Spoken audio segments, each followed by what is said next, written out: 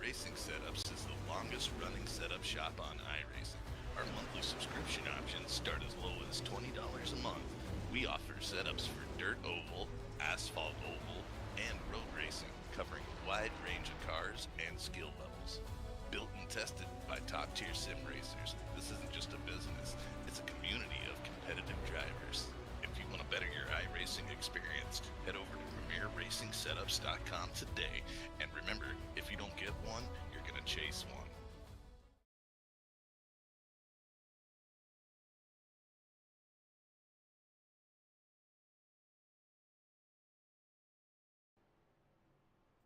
Good afternoon, race fans, and welcome to the show. I am Brett the Jet in the booth here at Nashville Superspeedway for race number 2 of 3 for the Championship 5. Here tonight, we will get a pretty clear picture leaving this racetrack of who's still in contention for that championship and who may be looking to season number 7. Of course, here tonight, we got our eyes on 5 drivers. That, of course, being the drivers with the lime green playoff banner, as well as the lime green number in the timing and scoring. Those 5 drivers, Anthony Calatoni leading the way over Nick Larson. Johnny Barker sits in 3rd, Jim Ott in 4th, and Rob Lowell rounds out those 5 drivers. Ott and Lowell having a tough night last weekend, so they are looking to rebound in a big way here tonight to try and keep their playoff and championship hopes alive. Johnny Barker, Nick Larson still within striking distance of Calatoni, so we'll see how this all works on out. But first and foremost, we got to head on over here to qualifying, and I tell you what, we'll keep an eye on the 2 machine of Nick Larson. He was very quick here in practice, so we'll see when he rolls out to the speedway here. But like I said, those 5 drivers we got to keep a very close eye on. But don't forget, there's still 20 plus other drivers out here tonight looking to get a checkered flag, looking to get a win on the season here at Nashville Superspeedway. So we get cars here rocking and rolling. Looks like Nick Larson ready to rock and roll out into the speedway here.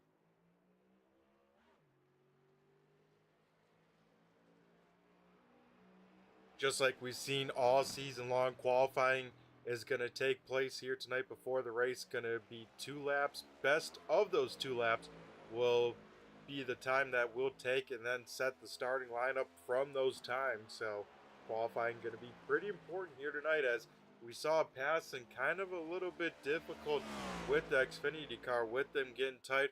We'll see if that is the case here tonight with the next gen car, but I have a feeling track position will matter quite a bit, especially because the best way to get around someone is that bottom side. As here we go, Nick Larson is on the clock down the backstretch for his first time lap for the 2 machine. 1 and 2, maybe a car length off of the bottom. We'll see if he can get it down to the bottom here in 3 and 4. Yes, he can. Larson will just about touch that yellow paint, and that is where you want to be. As here we go, Larson across the stripe here for lap number 1. That'll be good enough for a 30.26. Right now, the quick time, a 30.12. That is being held by the 97 machine of Jeff Pogo. Remember, Pogo lost out at the opportunity to go and defend his championship at the end of the round of 10. Missed out by just 1 point. So, of course, Pogo trying to prove that, hey, you know, we still can do it here. As here we go, Larson across the stripe here for lap number 2. Does improve just a little bit to a 30.23. Now just jump him up in front of Scott Simley there for 6th. We take a look here at maybe some other cars rocking and rolling. Eli Raposa there a little bit slow on the speedway. Looks like maybe coming to a stop, as here we go, Grant Humphrey under power of the 48 machine heading out to the racetrack here tonight. And we can already see here 3 of the 5 playoff drivers inside of the top 5. Right now it's Barker in 2nd, Calatoni in 3rd, and Jim Ott a great lap time. We'll bump him up into 4th, and check out that name, Brandon Guerin there in 5th. Brandon always pretty good, it seems like, at this racetrack here, so keep an eye out for that one machine as well, as he has some qualifying speed here tonight. The 7 machine of Chris Brogar also out here on the speedway, so we'll see where the 7 can slot on it, as here we go, Humphrey here to complete his first of the 2 time laps here in the 48 machine.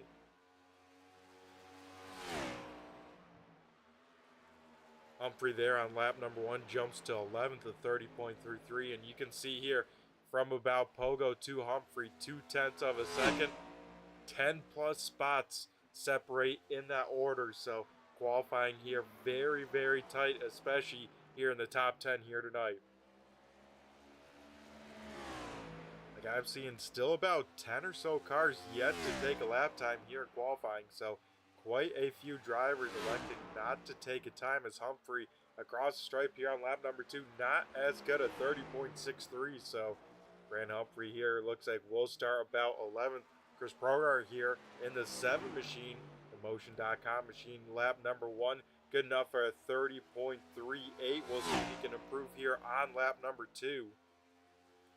At times slots him in just behind Humphrey here in 12th, so we'll see if the Motion.com machine has a little bit more speed through 3 and 4 here for the final time, as about 30 seconds left on the clock here. Probably no one else able to get a lap time. Joe Hudson will crack into the top 10 here, as Chris across the line. It looks like same exact time, another 30.38 for the 7 machine, so that'll keep him right about in that 12th position. Joe Hudson here trying to get his final of 2 laps. Looks like not going to have enough time, as Hudson will be caught and cut out short from a lap there in the 23 machine. But we got to go here, give a big congrats to here tonight. That is our Riptide Radio pole winner, let's say. The 97 machine of Jeff Poga will be leading the field down to the green flag. And speaking about the field, what do we say we head down trackside and go through tonight's starting lineup?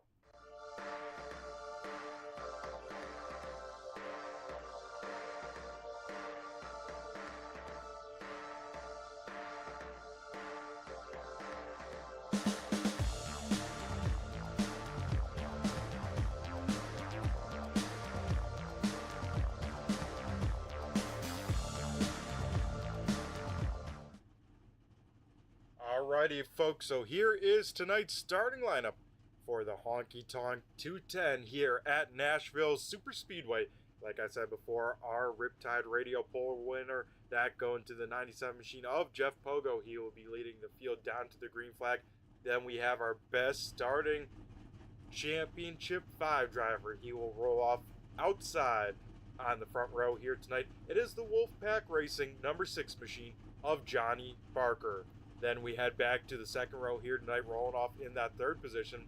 That is the Talking Giants 84 of Anthony Calatoni. And then to his outside, a familiar face here in the number 4 Auto Owners Insurance machine. That is Jim Ott. Rounding out the top 5 here tonight is that Hoona Gang BG Graphix number 1 machine of Brandon Guerin. Steve Ritter in the Bone Dry Roofing, as well as a new sponsor on the car for this weekend. That is Sim Magic now on the side of the 61. Ritter will roll off in 6th, and then Nick Larson also sitting in a really good spot coming into tonight's 2nd in points. The 2 machine will start in 7th. Scott Simley in that 33 machine here will roll off in 8th. 9th going to the 23 machine of Joe Hudson. Rob Lowell in the 21 machine will round out the top 10, as well as round out the 5 drivers going for that championship, as Lowell will start in 10th. Starting in 11th is the 48 machine of Grant Humphrey. Chris Brogar in the 7 will start in 12th. 13th going to Eli Raposa. Reba Caton will start in 14th. Todd Parent will roll off 15th. 16th going to Michael Strickland. Josh Parker here will start 17th, 18th going to Nate Brooker. Sean Deal will roll off 19th, and 20th going to Brandon Hinn. Donald Sieb will start 21st, 22nd will be Devin McCaffrey. Ron Holyfield in the 25 machine will start 23rd. Evan Fuquay will start in 24th here. So that will be the field here tonight. 24 cars getting ready to rock and roll as the iRacing pace car here heads down pit road. And Jeff Pogo here going to be in control. He will fire on off. And here we go. We are racing for 150 laps here tonight at Nashville Super Speedway. 2x2, the field will head down into turn number 1. Pogo will have the shorter distance there in that black number 97 machine as he will get clear off of the backstretch here. And Jeff Pogo out in front. Cal Tony now taking a peek to the inside of Johnny Barker. Those two will now go side by side for second and fight for the driver in the best spot here when it comes to those 5 playoff drivers. Lap number 1 here in the books, and that would be led by Pogo here as Calatoni really aggressive into turn number 1. Able to make that race car stick, rotate as well as Calatoni now to the inside of Pogo as we get big time trouble down the back straightaway. Johnny Barker around. It looks like Todd Parent, the 81 of Josh Parker as well. Oh man, we saw a wild race last weekend, especially for those playoff drivers. And here tonight, we are picking up right where we left off. Johnny Barker here in the 6th machine. He is involved, and it looks like same with the 2 of Nick Larson. Yeah, both those race cars having a lot of damage, and we got to wonder the final Wolfpack driver in the playoffs here, the 21 of Rob Lowe. It looks like he doesn't have damage on that car. So, man, oh man, starting off with a hectic way here. The big one down the back straightaway. As let's take a look here, see what happened off of turn number 2 here. So Johnny Barker, and it looks like Jim Ott into the door of Barker. That will send the 6th machine on sliding. I wonder if Jim Ott looks like Ott able to somehow save the race car. Then Brandon Guerin having nowhere to go. And then it is Nick Larson into the back of the 1 machine. That will kind of trigger those 2 cars as they will go through the grass. Then everyone else just trying to kind of sneak their way on through. As I believe the secondary incident, yeah, there it is, with Josh Parker going on around, as well as the 69 machine of Todd Parent. So we can see also the 30 of Reba Caton around and sliding through the grass as well. So that looks like most of the cars involved, in I think that is kind of the extent of the damage. So luckily for all the cars involved here early, not too much damage when it's all things considered, let's say. Could have been a lot worse for the 6 as well as the 2 machine. As let's run on through one more time. Maybe going to try and watch full speed here. Maybe checking out, see what happened to the 81 of Josh Parker here.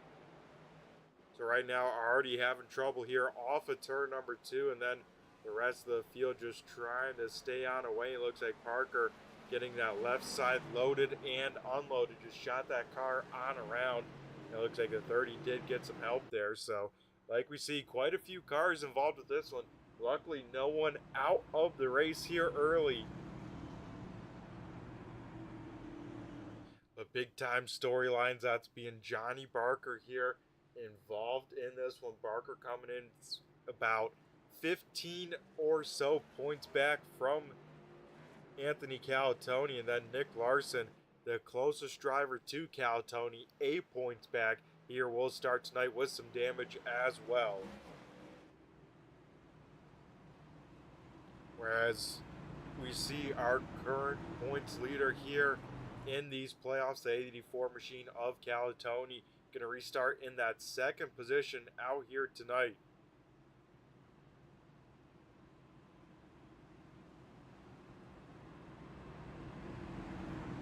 So lights are out here on the iRacing pace car. That means we are going to go green here next time by. Looks like Jeff Pogo in that 97 here, choosing that inside lane. That will line him on up for Jim Ott. So those two in communication. That'll allow the 4 car to get probably a pretty good start compared to the 97. Can Tony be on top of it and not let that 4 machine get on by? We'll find out here in just a moment as the field makes their way through 3 and 4, and we get ready to turn them back loose here as we started the night first caution here on lap number 2. We'll see how this will shake on out here as here we go. Jeff Pogo gonna wait here till the middle of the restart box. Man, Jim Ott, a great restart as all over the back bumper of Pogo as I head into turn number 1. Pogo now up to lane number 2, on to the race lead here, and I think Pogo saying, you know what, we got to look at the big picture here. Tony giving a shot there in the left rear, heading down the back straightaway. That was maybe a little bit of a close call, as here we go, Pogo right on the door of Tony, but new race leader out in front. That is the 4 car of Jim Ott.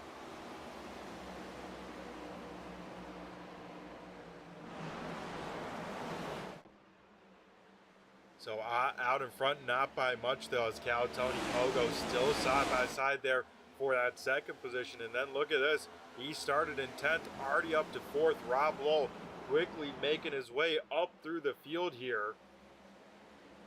As still we look at that battle for second out here tonight, and that is still that battle out on the speedway, still side by side. So since about lap 5, these two have continued to stay door number to door number out here. No real car has an advantage as we see Tony close on him through the corner, having that shorter distance. Then down these long straightaways, we see Pogo start to maybe just pull out in front.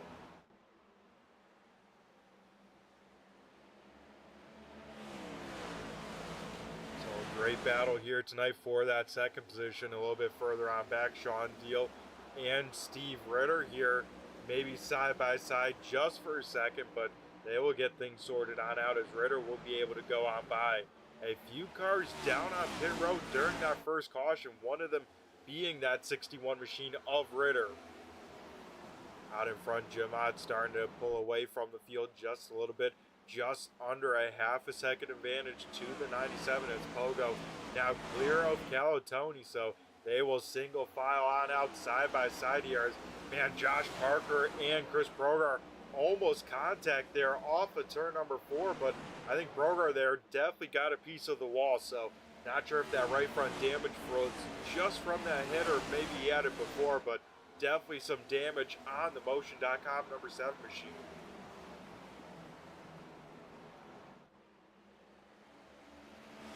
Update on those playoff drivers that were involved in that first yellow here. Johnny Barker currently running in P number 13 out here, having some right front damage on that race car, so that's definitely impacting the pace and the handling on the number 6. And then we head back to Nick Larson in the number 2 machine.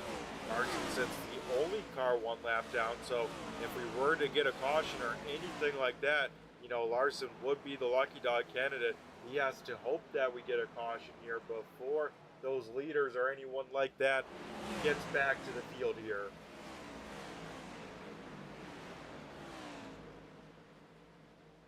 Well, you can see there Larson definitely having quite a bit of damage on the race car, also wounded out here on the speedway.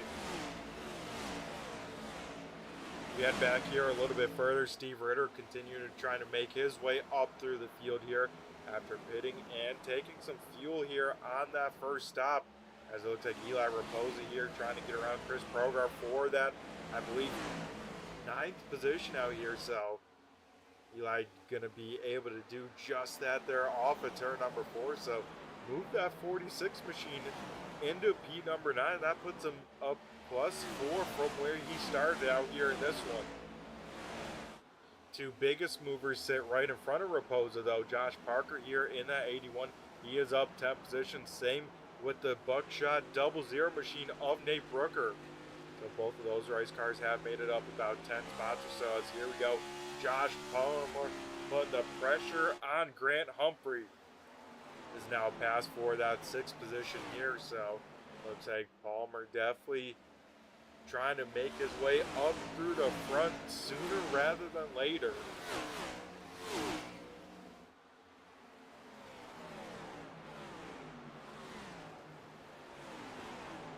Johnny Barker here trying to get around another wounded race car. He would do just that off of turn number 4. So Barker now up into P number 12. And I mean, the only driver gaining points on Anthony Calatoni is only our race leader, Jim Ott.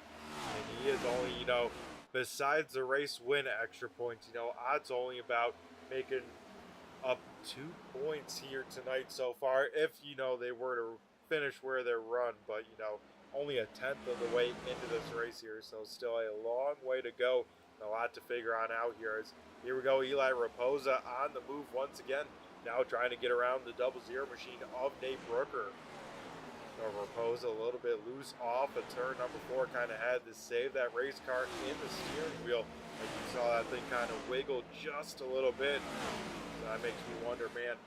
Usually we see this racetrack, since it's so high speeds down the straightaways, then it slows down so much. Usually we see it being a right front saver of a racetrack, but here with the concrete, it's a little bit different than your traditional racetrack. So a lot of these drivers are trying to figure on out, as here we go, battle for second once again. And Jeff Pogo not going to make this pass easy, as Pogo is trying to protect his teammate of Jim Ott from the 84. So he will try and do whatever he can to kind of make Calatoni use up whatever he has saved in that 84 machine. The question then becomes, when does Calatoni, start to get the elbows out just a little bit, start to lean on the 97?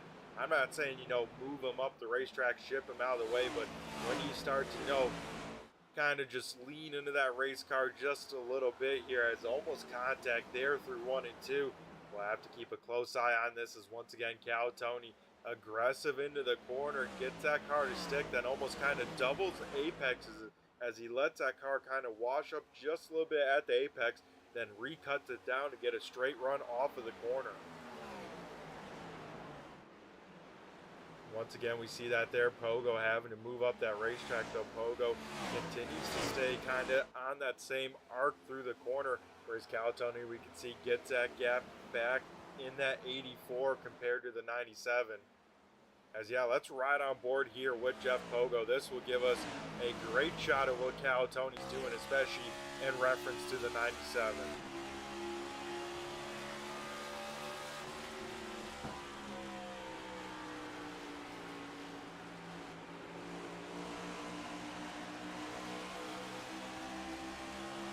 As maybe it doesn't show a great way, this will now show at least a little bit better. We can keep an eye on the 84, so you can see down to the bottom, washes on up right there, and then recuts that car on down to get to the bottom, where Pogo, man, he is being brave right now, cutting Calatoni absolutely no slack, because if Calatoni misses that bottom, hey, there's one place he's going, and that's into the side of Pogo. And you can't blame Calatoni too much, because you can see just how tight Jeff Pogo is keeping that 84 to the bottom here.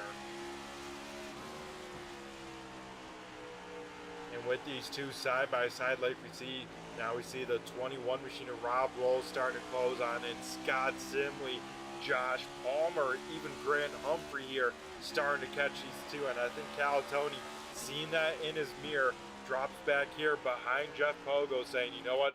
I can't afford to stick racing side by side like that. Let me go back it on up, slide him behind the 97, but more importantly, try and cool off those tires and make sure we can continue to run the pace that we need to run. That pace definitely dropping on off, as we now see Jim Ott over a second advantage since the last time I checked on in. So we can see right there the Ford machine definitely using that to his advantage. And yes, no real side-by-side battles. This is going to be probably the best one here on the speedway in the next few laps, as Josh Palmer has run down the top 5 here. Palmer starting to look to get around Simley for that 5th position.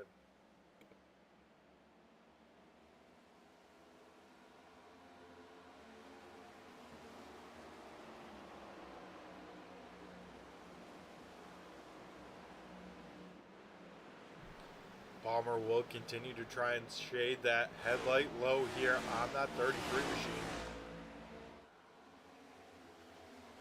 Now, of course, let the 81 get a little bit of air on that nose. Keep that car a little bit planted and not let it kind of slide those front tires. And that's what we hear when we hear drivers say, oh, I got aero tight. Those front tires are missing the grip they need with the downforce, as if there is, a car blocking it in front of you. So let's just say that.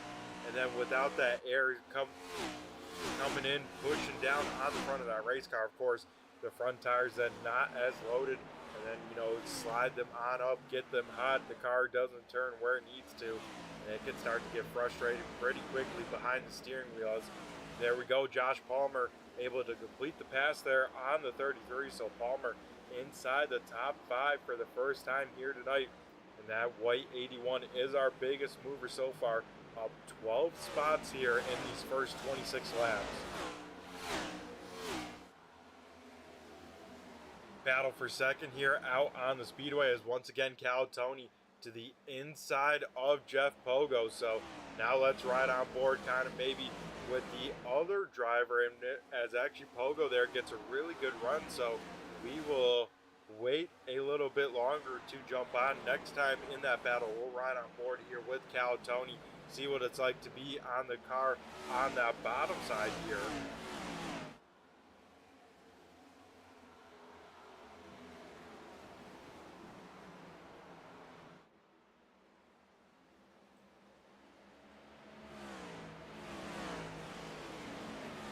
But just shy here of the first 30 laps here completed here tonight.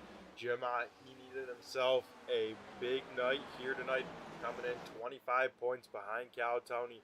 Right now doing everything that he needs to be doing as the 4 machine out here leading the way. But Cal Tony, man, I tell you what, it is hard to shake him, especially from the top 5.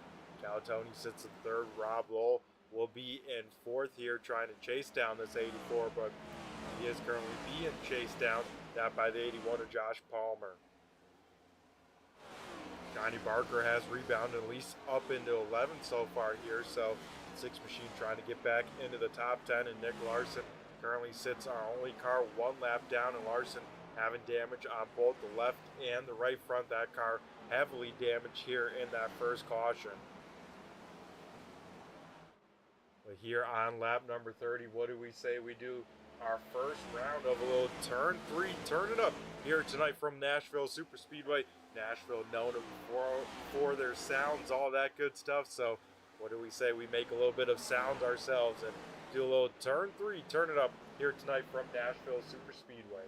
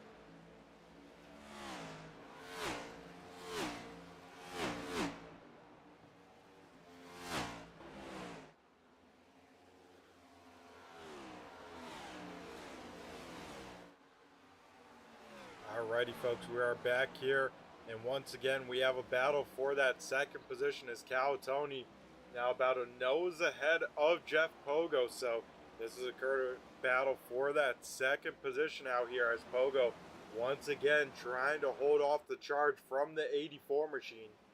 These two have been put on probably the best battle here in the early part of this race, as Pogo once again able to defend, as Calatoni very slow down the front straightaway, as I think he really had to pedal the race car or something happened, as now Palmer now within striking distance of the 84, so that 81 machine having some killer speed and has yet to fall off the pace, so Palmer figuring out something here at Nashville, and that 81 here is absolutely flying.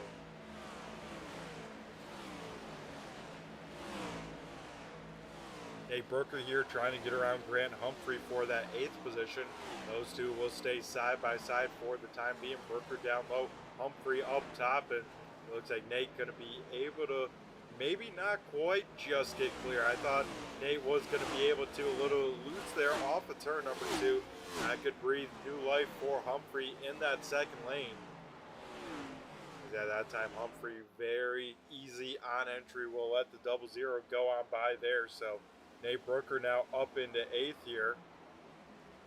Battle deeper in the field. We saw this car stop to avoid the incident. The 5 car of Brandon Hinton now getting kind of hunted on down by the 88 of Mike Strickland. Trouble here at the start finish line. Whoa, big time moment as Strickland and Hinton, their split Joe Hudson, who Hudson was stopped there right at the start finish line, and luckily no one hitting that 23 machine, but that could have been a big time moment as we see Joe Hudson there getting loose off of turn number 4 and then trying to get back into the throttle, just loses it through the grass. Pretty big impact to that outside wall, and that's where we saw live those two cars splitting the 23 machine there as he came to a stop.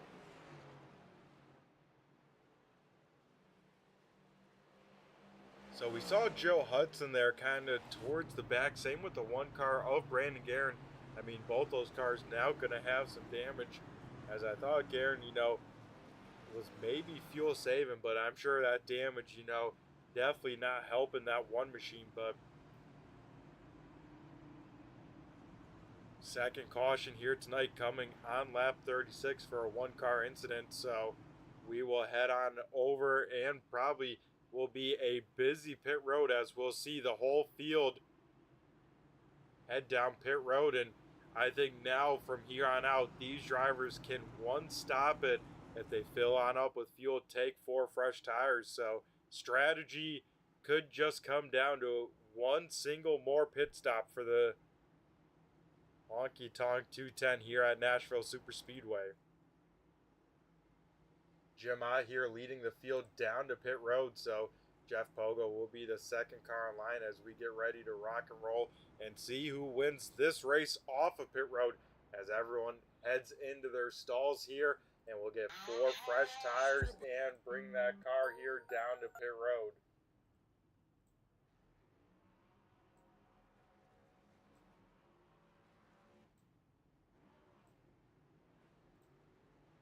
Jim Ott will be the first car there off of pit road. Then Jeff Pogo, Cal Tony, Josh Parker, and Scott Simley here rounding out that top 5 off of pit road. So no real change up towards the front, and it looks like no one with a penalty that I can see here so far.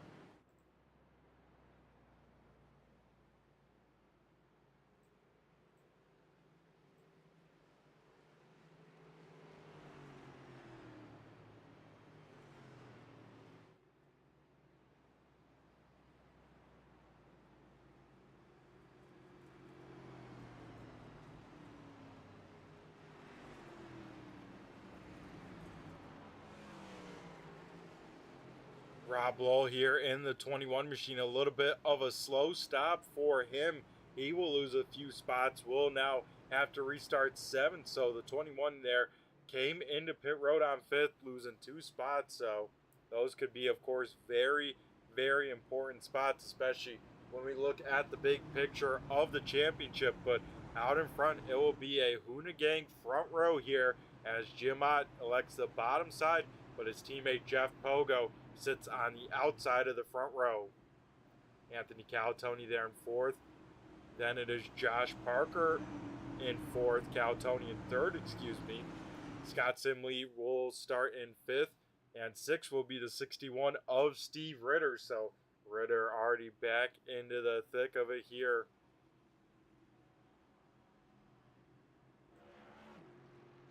Nick Larson here in that 2 machine, able to get that damage repaired.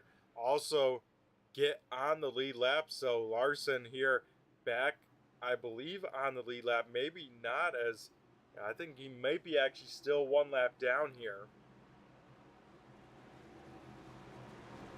Johnny Barker able to get some more of that damage repaired, as here we go, folks. Jeff Pogo on the front row, iRacing pace car on down pit road, and here we go. On the loud pedal here, a great start for the 4 machine. Tony now to the inside of Jeff Pogo, as those two will go side by side into turn number 1. Tony leads the way over the rest of the field 2 by 2 right behind him. Josh Parker here, as well as Scott Simley, as Parker able to get on by. So Tony here running a lot here tonight, side by side with Jeff Pogo. Does Tony try and push this bottom side here early, trying to get clear of Pogo? That seems like it is the case, but Tony may get boxed on in here, as Jim Ott, of course, going to try and protect the bottom side here.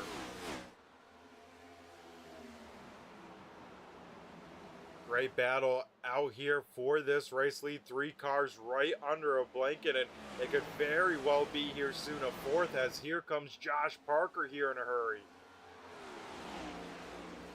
Tony doesn't get a good exit there off of turn number 4. Here comes Josh Parker to the outside of the 84.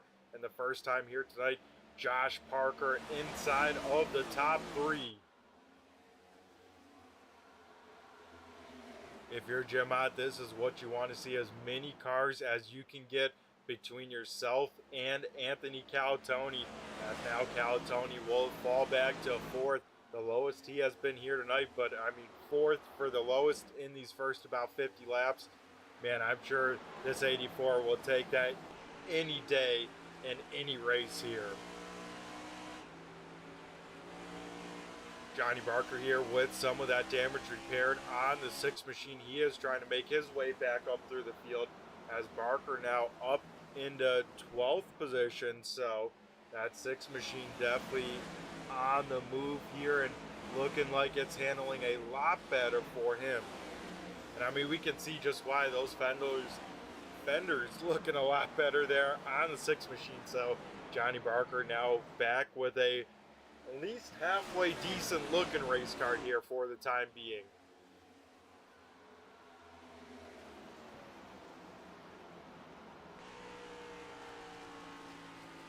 Jim Ott out in front, kind of searching around the racetrack, maybe trying to find some speed, find a good lane, because with the concrete, that heats up a little bit differently than normal. We'll see drivers here kind of start to move on up, even if it's not maybe the bottom side. We'll see drivers run the Jeff Pogo line, a lane on up to get to that cooler concrete here. But I tell you what, Josh Palmer, that 84 is looking sporty, as those two, maybe a little contact there down the back straightaway. Maybe some more here as they race inches apart here. And I think once again we got to ride on board here with Jeff Pogo. Riding on board, looking at the 81 as well as the 84. As those two will go side by side once again. Jeff Pogo giving that bottom lane just inches to work with here tonight at Nashville Superspeedway. And you can see with those two running side by side, best time of 30.6, last time by a 31.1, so half a second slower running side by side. Here comes Tony now, going to try and push Josh Parker in front of Jeff Pogo. Pogo will sail it in there deep, get back to the outside of the 81. Those two will once again maybe trade just a tiny bit of paint between the two of them. But man, once again, a fantastic battle we see for that second position. Oh, Josh Parker, big time sideways. Josh Parker on around, and same with the 97 of Jeff Pogo. One car in there late, that is the 88 of Mike Strickland, as Strickland probably trying to slow down to avoid that wreck. Gets a lot of right maybe right rear brake in that race car, and that back end just steps on around. As we'll take a look here, first see what happened to the 88 is, yeah, Strickland there just seeing everyone check on up, gets on the binders, having too much rear brake, and that car steps right on around.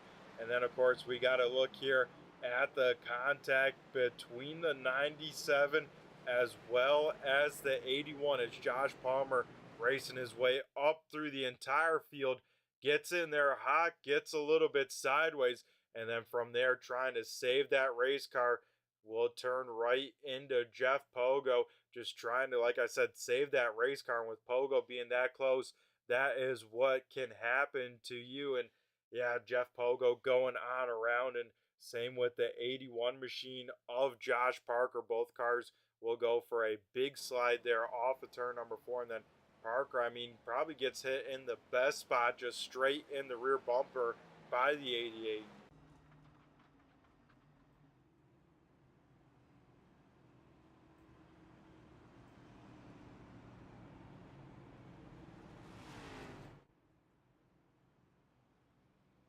So there we go, the 2 machine of Nick Larson back onto the lead lap here. So Larson will now make it once again 20 cars on the lead lap, and that is of course the 20 cars that did take the green flag here tonight.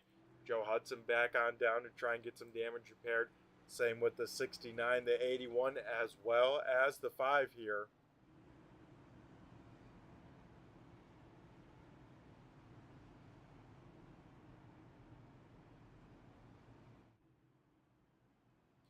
So now we see out here tonight, Jim Ott by himself, doesn't have his teammate of Jeff Pogo to kind of try and help keep that field behind him. Will be very interesting to see the pace of the number 4, as though Pogo didn't lose all of his spots, even with the spin. He was able to keep that car rolling, and Pogo will restart in 8th. Of course, those tires going to be a little bit more worn than the cars around him, especially with that slide, both in the heat as well as the wear. As here we go, lights will go out here around the Nashville Super Speedway, and it looks like Jim Ott going to choose once again that inside lane. So we'll get ready to restack the field and get ready to get back to green flag racing. Third caution here tonight, this time a 2-car incident, and making it a 3-car incident when it's all said and done.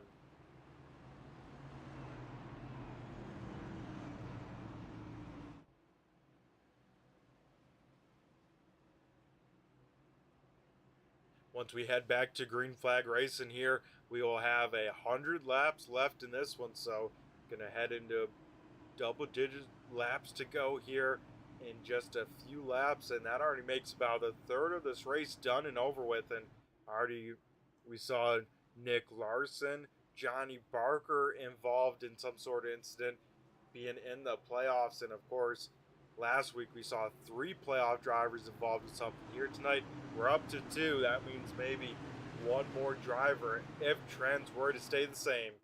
As here we go, iRacing pace car heads on off, and Jim Ott once again, a great start for the 4 machine, as Ott will get clear. Cal Tony in 2nd, then Scott Simley, Steve Ritter for 3rd, as Simley will shut the door there on the 61. Steve Ritter will try and cross him on over. Simley way up the racetrack there, as here comes Steve Ritter. He will get on around, and look at out in front, Anthony Calatoni to the outside of Jim Ott. And Jim Ott here tonight, we saw it at Homestead, drivers dealing with penalties on restarts. This time it will bust the 4-car of Jim Ott. Ott maybe too fast in the restart box or heading to it, or maybe just went a little bit too early than the restart zone. Ott will have to do a pass through here, and now we'll hand over the race lead to Anthony Calatoni. And bad news for them, he will get a bonus point for a lap led, and it'll probably come down to Steve Ritter to try and take away the bonus points of the most laps led here. As 1 car here through the grass, that's the 44 machine of Sean Deal. Deal across. Wow, how did Nick Larson somehow make his way through that? I thought Larson was for sure goner there in that one, as the red number 2 machine just able to sneak on through there. As it looks like with the damage repairs and whatnot, Nick Larson now down to 4 laps behind the field. So the 2 machine gonna need quite a few more cautions to make something happen. I don't know if I agree with that kind of strategy call from the top of the pit box to stay on pit road for that long and lose that many laps, but it could have been required damage, may have had no say in it.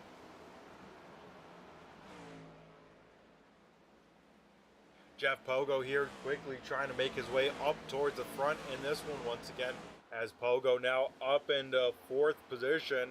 And we see here Johnny Barker once again inside the top 10. Barker has redriven on up into 7th, as now he starts to put pressure on Grant Humphrey for that 6th position.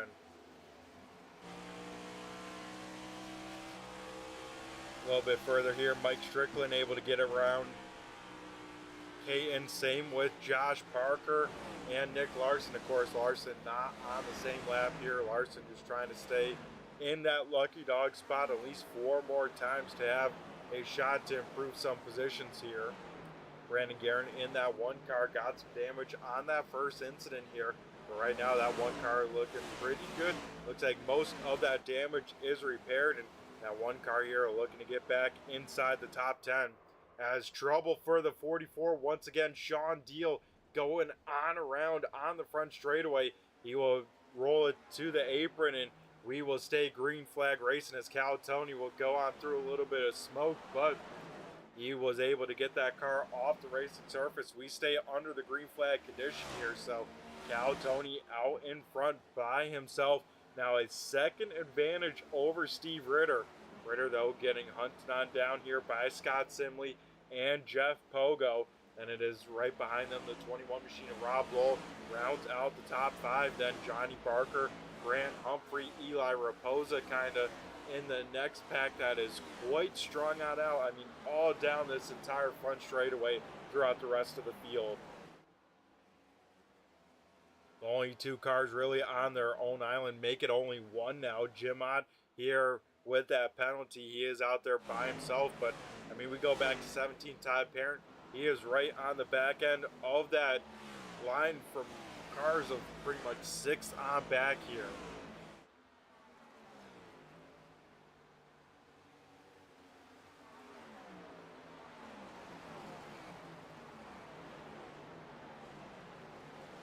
So Brandon Hinton there in this very nice number 5 machine, able to get another spot here from Caton. Now put Hinton up plus 6 spots here into 14. So that 5 car looking for another solid finish, another top 10 here on the season. We'll see if he can get that here tonight. Like I said, up 6 spots into 14th here on lap number 60.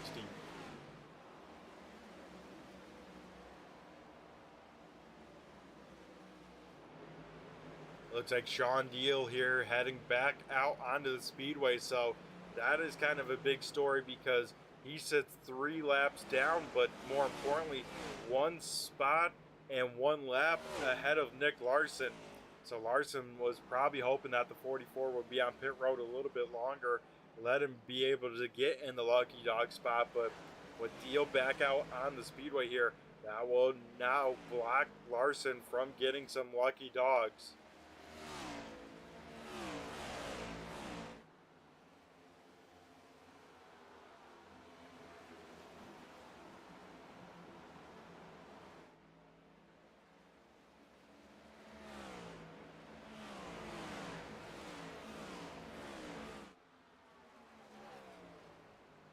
So Anthony Calatoni here leads over then 3 non-playoff driver cars out of Ritter, Simley, and Pogo, who we all see on screen right here. Then 2 more playoff cars, Lowell and Barker, both teammates here. Then of course we saw Jim Ott. He led the field to the green flag on that last restart, busted for a restart violation. He now has to hope for a caution, and as we see Nick Larson here 4 laps down, if we were to leave here like we're running, I mean, I think Calatoni would have about a 20-point advantage over second in points, and that means he just can't have a horrible, horrible race. But, you know, still over half the race left here tonight in this one, but Calatoni in a great spot to look to sweep the championship 5 in the first 2 rounds. As here we go, Jeff Pogo to the outside of Scott Simley. What a power move there by the 97, able to make that car stick, carrying that much momentum, and able to get to the outside of Simley there.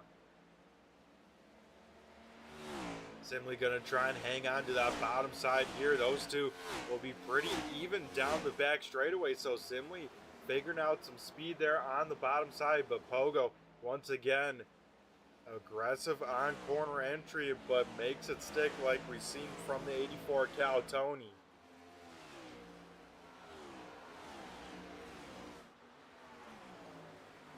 So Jeff Pogo here after a spin back into P number 3. The other driver with the spin, the 81 machine of Josh Parker. Parker trying to drive his way into the top 10 once again, has kind of gotten stalled out here about that 12th position for that 81. And Parker did come in during that last yellow, probably to, of course, get that damage repaired. Probably took a set of tires, so that's probably why we see Parker not pushing super, super hard here. As here we go, Caton now trying to get a spot from the 69 Todd ride of Todd Parent. Those two will go side by side here into turn number 1, and Caton will get that 16th spot away from the 69. So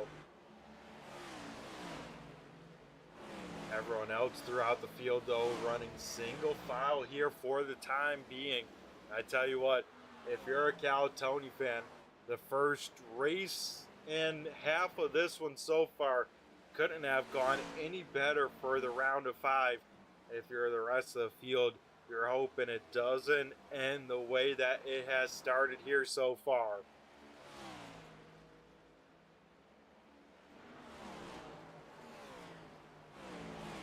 Brandon Guerin has started to run down the 7 machine of Chris Progar, so those two starting to size each other on up and could be in a battle here very shortly, as the 1 car now within half a car length of the 7, so should be interesting to see where Brandon wants to go here, as it looks like he is trying to shade to the bottom. He's going to try and get to that left rear quarter panel, draw that 7 machine on back if he can, but right now still stuck in line.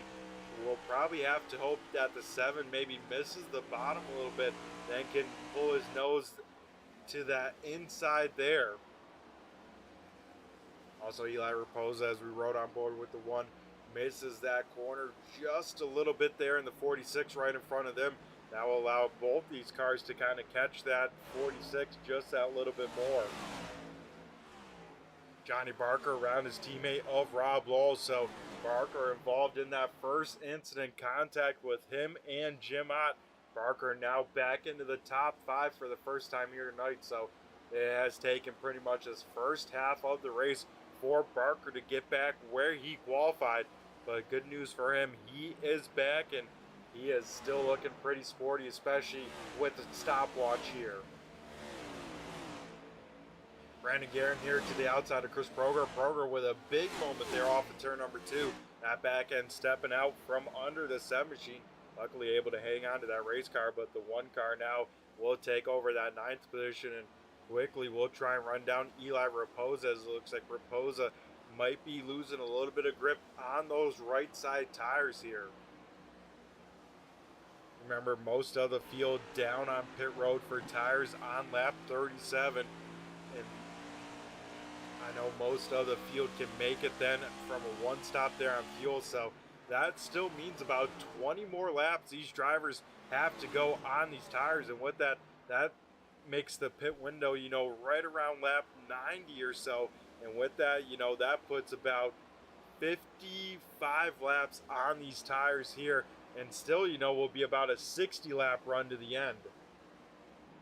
As we see Brandon Guerin here get around Eli Raposa, same with the 7 machine of Chris Progar, as now we head very close to the halfway point, and the first, you know, I want to say 40, let's just say first 50 laps, all led, mostly led by Jim Ott. Since then, these last 25 or so, led by Calatoni. So Calatoni starting to get close to Jim Ott for those laps led. And if Calatoni can make it to that 90 mark, that'll put him very close to Jim Ott's most laps led so far here tonight. Brandon Guerin with an issue there off of turn number 2. Not sure what happened to the one machine. Let's try and look at the replay here, but he lost a spot to quite a few cars here. So let's take a look at the one car, Brandon Guerin, as he had some sort of moment there in turns 1 and 2, it looks like.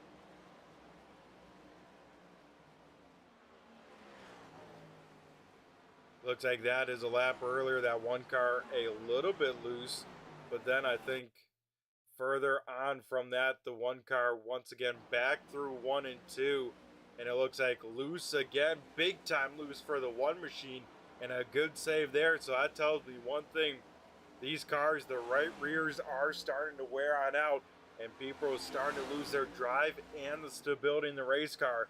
That could make for a big time mistake, as Brandon Guerin very good at that one shot save there. You saw that one snap. That's all you get with these next gen cars. Brandon Guerin lives to race another day, but man, I tell you what, you got to worry about some other drivers, because you only get one shot at saving that race car, and with the right rear going away, I mean, that's always a pretty big impact once you do lose control. As Anthony Calatoni there last time by was the first driver to see cross flags here tonight. So here in the Honky Tonk 210 at Nashville Superspeedway, race number 2 of the Championship 5. Calatoni will be the one to see the cross flags here. Was the driver to see the checkered flag last week at Atlanta Motor Speedway. Excuse me, it was Atlanta, not Homestead, but yeah, I tell you what, Calatoni kind of getting lucky into one, went into the white flag lap in 3rd position, then off of turn number 4, Calatoni leading the race and picking up the win.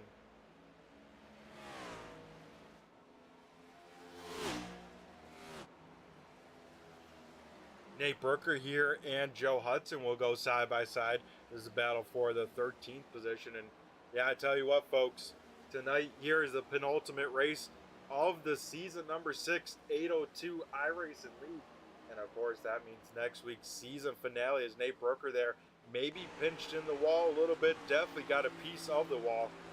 Like I was saying, next week we go into championship night, the season finale, a full-length race at Kansas Motor Speedway. Drivers getting ready to do 400 miles. And I tell you what, folks, I'm a little bit worried for myself. Hopefully everything on my end goes according to plan there with that one, and I definitely will try and have some cool stuff to chat about during the broadcast. But we are going to be spending a lot of time together next Sunday night at Kansas Motor Speedway to wrap up another great season. As old trouble here, Nick Larson, big time damage, and it looks like Nick Larson involved in another incident. That right rear busted on the 2 machine, and the driver closest to Anthony Calatoni in points. His night probably will come to an end early here. Wow. So one of the few drivers that didn't have big time issues last week at Atlanta, having himself a rough night here at Nashville. As we take a look here, seeing what happened to Nick Larson, as all it looks like Josh Palmer just gets loose in front of him. Nick Larson having nowhere to go, no time to react, and just an innocent bystander, as Larson will bring that car once again to pit road. But that 2 machine already 4 laps down. I mean, oh, that is a rough night for Nick Larson here. So here on lap number 80, the field here heading to pit road, and this will make fuel very, very close, but I think it still is another pit stop for this field here. As lap number 80, we see the entire field here heading down pit road. Nick Larson will limp that car to his pit box, and probably will be done for the night. And man, I tell you what, that gives Cal Tony a little bit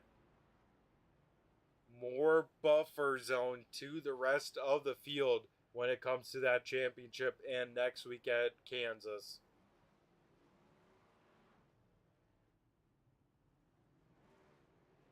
The field out of their pit stalls there as Jeff Pogo, big time wheel spin there, almost loses that race car, but it'll be Cal Tony leading the way off of pit road, then Steve Ritter, Johnny Barker, Jeff Pogo, Scott Simley here rounding out the top 5. Nick Larson, of course, still down on pit road. It looks like I said, his night probably done and over with. And it'll be Anthony Calatoni back out in front. And I tell you what, Jim Ott getting himself a big break there. He'll be able to tag on to the back of the field. So Jim Ott, pretty much the first time in traffic here tonight for the 4 machine. Should be interesting to see where Ott can go, what he can do, as it's pretty much taken the first half of this race for Johnny Barker to get back up towards the front. Barker, though, now sits in that 3rd position. As here we go, lights go on out. Anthony Calatoni going to pick the bottom side, and the rest of the field will double file on up as we get ready to go back to green flag racing next time by.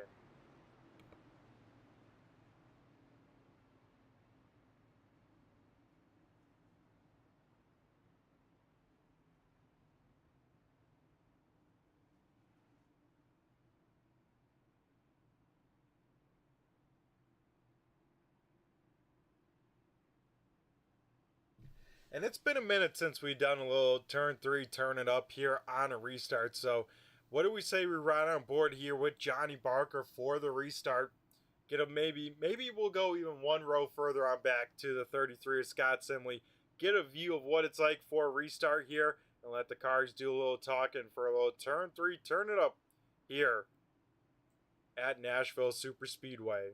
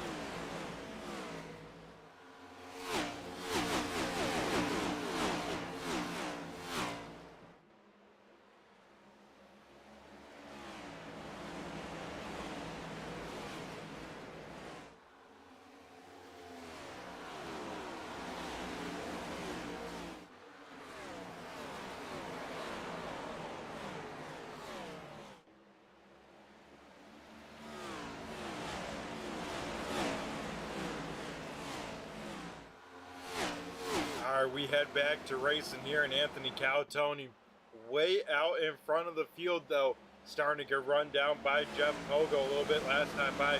Pogo, fastest car, fastest lap so far of the race, so that 97 definitely pushing to get back here to Calatoni. We saw Steve Ritter there not get a good restart up in that second lane.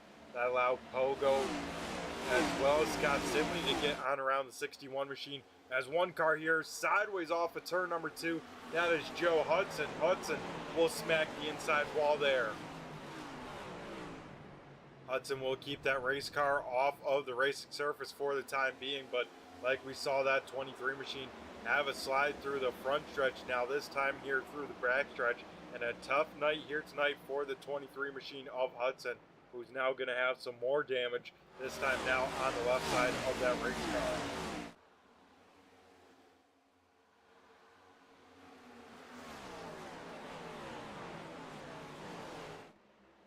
So besides that, things starting to calm on down. Most of the field here single filed on out, field safely through that debris, as iRacing has implemented a little bit of dirt on the track here, and that is definitely what we saw a little bit there through 3 and 4, a little bit of dust, a little bit of dirt there on the racetrack. Luckily, everyone able to navigate that safely. As here we go, the one car, Brandon Guerin, going to be able to get around Eli Raposa there for that 11th spot.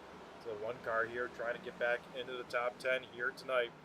Jim Ott has driven on up into 9th, so Ott now sits the 4th best running playoff driver, but right in front of him, Rob Lowell. A few spots up sits Johnny Barker as well. Nick Larson done and retired from the night, so a tough break for the 2 machine. Will have a 20th place finish when it's all said and done, and with that, that will put him back behind Cal Tony by, I want to say, at least 28 points, if not worse, for this final race. That's going to be a big hill to overcome for Nick Larson to get his first championship.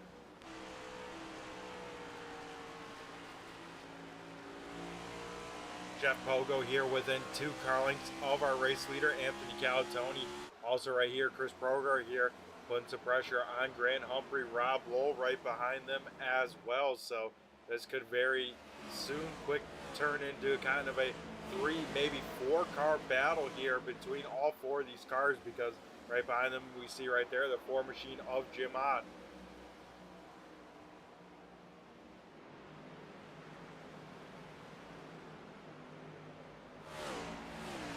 Laps here left in this one with that pit stop on 80.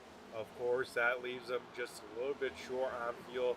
Would have to make about 70 laps. I think the full fuel tank in this thing, you know, right on the edge, let's say, of about 55 laps, maybe 60 laps. So from here on out, you know, we could see drivers coming onto pit road here early, but you know, to split this final stage in half, that would be right around lap, I want to say 110, 115. So that's when I would expect the first takers to come down pit road. But if you have the pace, you could stay out for as long as you need until you run out of fuel. And maybe even hope for some of those cautions, because here tonight, we've definitely seen quite a few. I mean, already here tonight, we've had 4 cautions here in this one.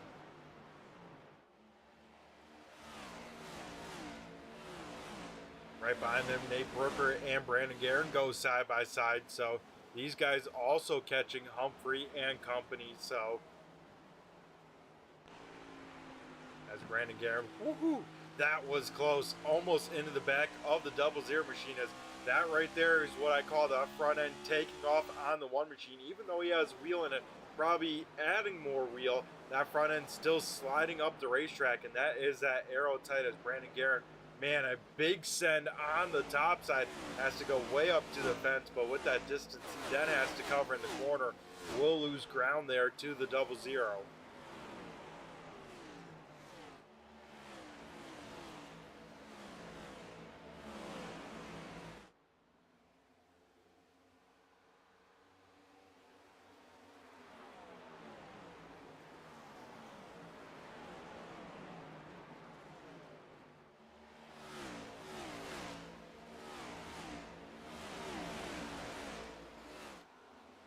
So Jeff Pogo was able to get about 2 car lengths behind Calatoni, has since not been able to get to the back bumper. Now Pogo starting to maybe lose a little bit of time to Calatoni.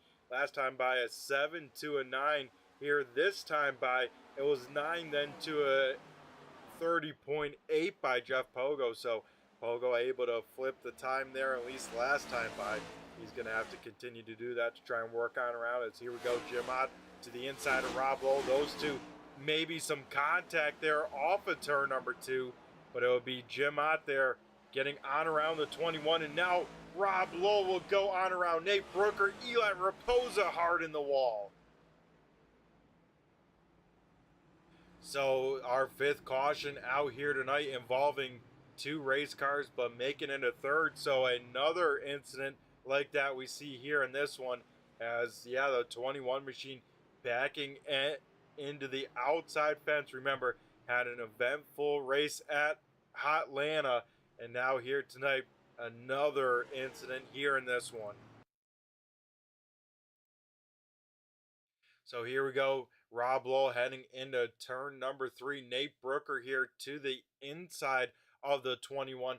Then Brooker there on the apron puts the lefts down there. And Rob Lowe kind of maybe coming on down, not giving a ton of room either. This will give a good advantage. I mean, Nate Brooker late into the inside of the 21, but the 21, I mean, just keeps on, looks like, coming down the racetrack. Maybe didn't even realize the 00 was down there. And then, of course, both those cars going on sideways. And Eli Raposa, to miss the 00, makes a big hit to the outside wall. As, I mean, to watch at full speed, I mean, not much time for a lot of drivers to react. And then, yeah, like I said, Eli Raposa, man, big time impact for the 46. Was having himself a great run inside the top 10. And that race car will now have heavy damage.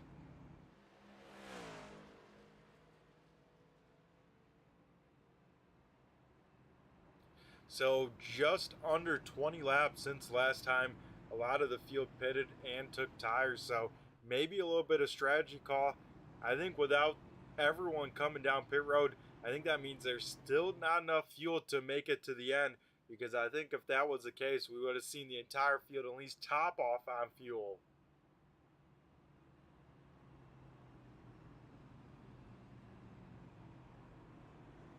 So Rob Lowe able to get back out on the speedway. We'll try and take a look at the back of the 21 machine. Take a peek there, see how much damage on the back end. And it looks like none, if any. So that means that is good news for the 21 machine. But bad news for him, losing that track position. We'll restart about the 13th position.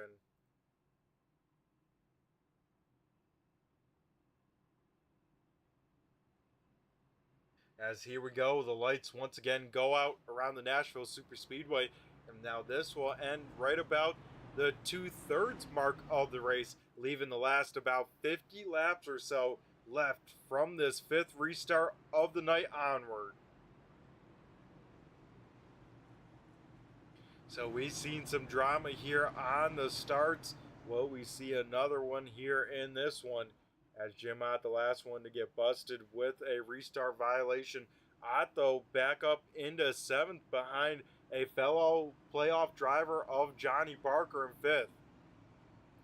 So current playoff drivers running 1st, 5th, 7th, 13th, and 20th. 20th being Nick Larson out of this race. But here we go, a familiar front row here that we've seen many times this season. Anthony Calatoni, Jeff Pogo. Calatoni, though, in the Talking Giants 84 machine, going to be in control of the restart. We've seen some great restarts by the leader, especially on the bottom side. Let's see if we get another one here as iRacing pace car down and away. And Anthony Calatoni going to wait till the end of the restart zone. Will fire on off. He will get clear of Pogo, but Jeff Pogo right on the back bumper of Calatoni into turn number 1.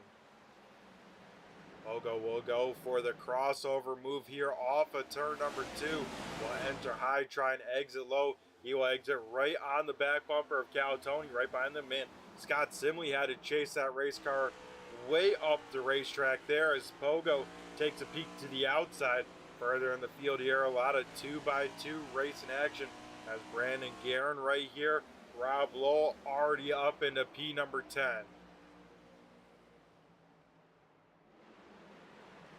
Right in front of them, Grant Humphrey and Johnny Barker side by side for the time being. As Humphrey up top, Barker down low, right behind them. Jim Ott in that 4 machine sits. And already, folks, we are under now 50 laps left in this one. About 25 to go to our 25 lap to go countdown clock here in the race number 2 of 3 of the Championship 5. Remember, next week, season finale, a full-length Kansas race. You won't want to miss it. By the end of that one, we crown a champion here for season number 6.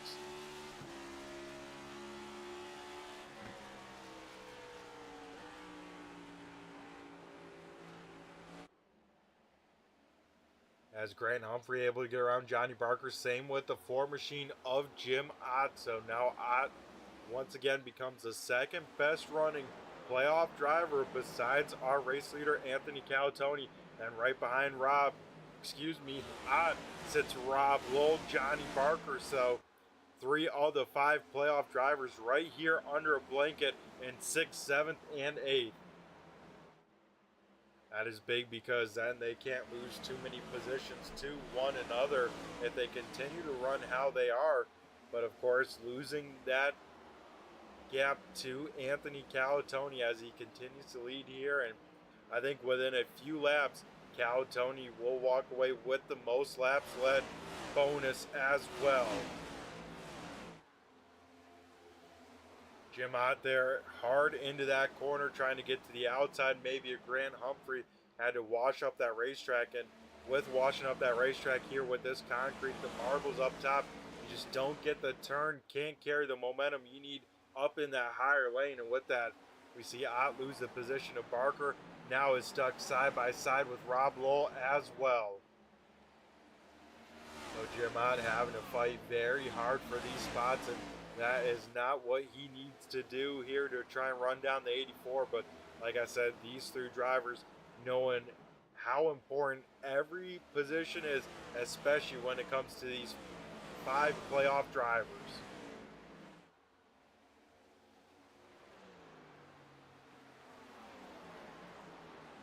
"45 laps left in this one, and still we see that 4 and the 21 here side by side with one another. Now Rob Lowell able to just get clear from Jim Ott here, as Ott will try and maybe fire on back. And these guys got to be careful because now here comes the one of Brandon Guerin. Same with the double zero of Nate Brooker.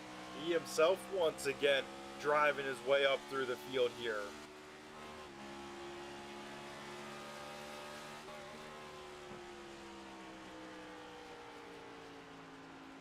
Last time by, it was Johnny Barker as well as Anthony Calatoni running the best lap times, that is, of the cars out here on the speedway. So Calatoni, even though he is out in front, he has that clean air, able to run some very, very good laps as Rob Lowell will try and drive on away from the 4 car of Jim Ott.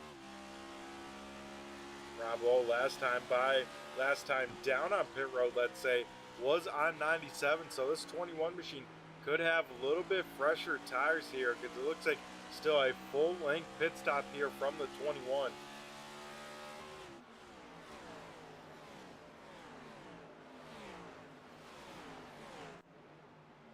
Chris Proger here and Brandon Hinton is a battle here for the 11th position between the 7 and the 5. Hinton up top in that sweet chrome and orange number 5. There's Chris Proger here down low in that black 7, and Proger will get that spot by the time to head into turn number 1, though Brandon Hinton will try and stay to the top side, though the 7 will finally fully get clear there. Out in front, though, Calatoni leads the way over about a 6/10 of a second here, advantage over Jeff Pogo. Then about 4 car lengths back from Pogo sits Scott Sinley, Steve Ritter in 4th. Once again, Grant Humphrey here currently rounding out the top 5. Johnny Barker sits in 6th, 7th going to Rob Lowell. 8th is Jim Ott, Brandon Guerin 9th, and Nate Brooker here rounding out the current top 10. Like I said, if they were to finish how they are running, Johnny Barker would be about, I want to say 24 or so points back from Anthony Calatoni. So heading into that final race, so Calatoni will need a horrible, horrible night next week if they were to finish how they are running. But you know, that is still a long way away. But man, could you imagine if Calatoni could maybe put away this championship a race early with a 3-round playoff system? Wow.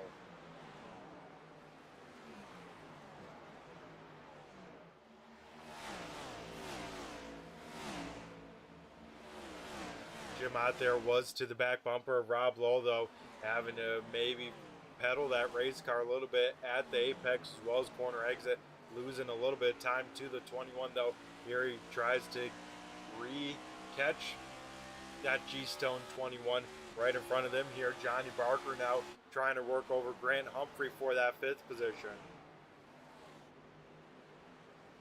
Humphrey running a little bit higher up on the speedway than the 6th machine. Barker really rapid that bottom side, trying to make this racetrack as short as possible, as well as keep that car out of that kind of hot groove. That hot groove definitely being that black groove that we see starting to form here through the corners, as Calatoni here starting to lose the pace just a little bit here in this 84 machine. So Calatoni might be starting to struggle a little bit with the handling of the 84.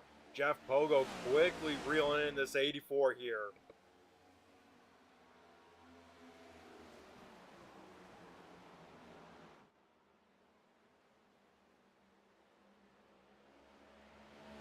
Johnny Barker also around Grant Humphrey for that 5th position as well. So that puts Barker one more point closer to Calatoni here in this overall championship fight. And I tell you what, Jeff Pogo very good through the middle of the corner. That's where we kind of saw, Calatoni be the best early on in this one. Now the table's starting to turn a little bit as Jeff Pogo carrying a lot of speed through the middle of these corners, though Calatoni still getting good exits off of these corners. Jim Ott, Rob Lowell once again side by side out here on the speedway, so it looks like Ott will get clear by the time they get into turn number 1. So Jim Ott back into 7th, and I think we hear our first taker to pit road here late in this race.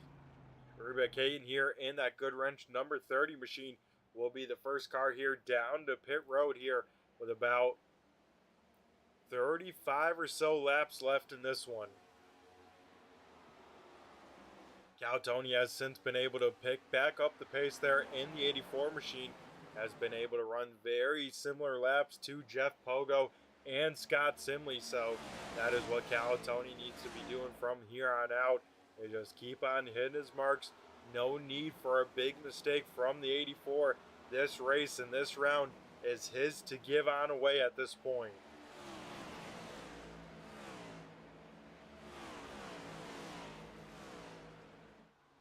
Johnny Barker here trying to catch this front running pack here. Last time by, able to make up maybe about at most a 10th, if anything about half a 10th. So Johnny Barker still running down this top 4 here in the 6 machine with that clean air. Now here we see Jim Ott trying to run down the 48 machine of Grant Humphrey. Ott now within 2 car lengths of that race car here. We'll get a great exit there off of turn number 4. Carry a lot of momentum down this front straightaway course right in that draft from the 48. And now once again able to close on it. Gives Humphrey a little shot there saying, hey, I don't got time to wait. I gotta go as soon as possible. Sorry, man, but this is how it has to be at this time in this championship. Now to the outside of Humphrey, trying to make that car stick, try and get back to the power here, but Humphrey getting himself a great exit, though Ott will slam the door right through the tri-oval here, and Jim Ott back into 6th here. Another car we see down on pit road, Sean Deal in that 44 machine. He will head down pit road, and so that will make it 2 of about the 15 cars still out on the racetrack down on pit road here.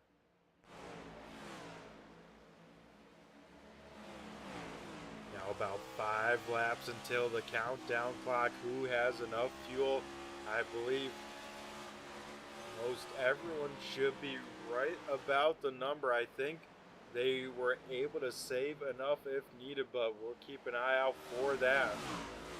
Remember, most of the field last down on lap number 80. That makes it over now 40 laps on these set of tires, and of course 40 laps of consuming fuel as Steve Ritter to the inside of Simley. Ritter, man, a big moment there off of turn number 4, but we'll hang on to that race car.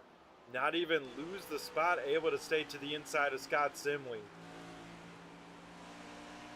So this is a great battle here for that third position as Steve Ritter down low, Scott Simley up top, and right in front of them, lap traffic here getting off of pit road. I think with the new tires, should be able to drive on away for the time being. As old Ritter once again, big time moment off of turn number 4, breaks the traction in those rear tires. Now open up the door now for Johnny Barker. Barker up into P number 4. Wow, big break for Johnny Barker, who now sits in 4th, and leaving tonight will probably sit 2nd in points, closest to Anthony Calatoni if it is to stay this same way for these last 25 or so laps. But like we saw in quite a few cautions here tonight, if we get a late race caution, that could turn this race up on its head. Here we now look at a battle between Grant Humphrey and Nate Brooker. Is now battle for the 9th position here. So Humphrey starting to lose the handle in a big way in the 48 as he is starting to slip on back, though. Will hang on to probably a top 10 spot, but that race car definitely not handling the same way as it was about 20 or so laps ago.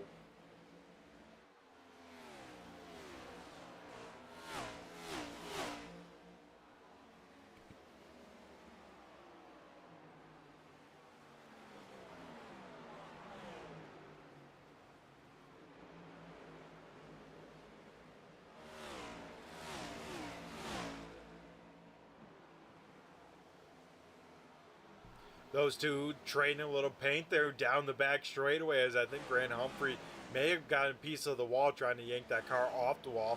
Got in the side of Brooker, and looks like we'll let the 00 go on by there off of turn number 4. So Nate Brooker, biggest mover of the race here, currently up 9 spots into 9th here.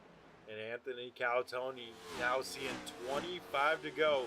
Jeff Pogo still hanging around about that half a second back, slowly chipping away at it. He definitely has enough time to get there, but once he does get there, does he have enough to make a move now? 24 to go here tonight.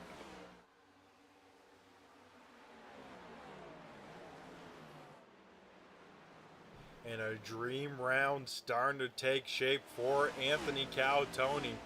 Definitely will be leaving here tonight with a bonus point at least of a lap led, and the bonus points for the most laps led here at Nashville Superspeedway. Remember, Calatoni, very good when it comes to concrete tracks. I want to take a look back last time we were at a concrete track. That was Dover Motor Speedway, where Anthony Calatoni led 154 of 160 laps there and picked up the win here tonight, doing another stellar job behind the wheel. As here we go, Brandon Guerin now to the inside of Rob Wohl. This is now for 7th as one car continues to drive his way back up through the field. Remember, Brandon Guerin here involved in that first incident, got a lot of right front damage on the one car, has been riding on around, taking care of his stuff, starting to push the pace a little bit more here. Rob Lowe, of course, involved in that most recent caution as he tries to rebound tonight here. And it looks like those two just able to get clear of one another. That was close there off of turn number 2.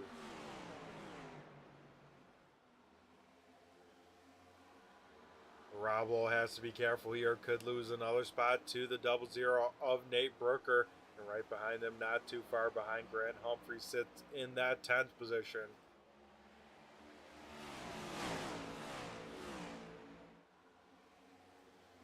Leaders dealing with a little bit of lap traffic. That is the 44 machine of Sean Deal.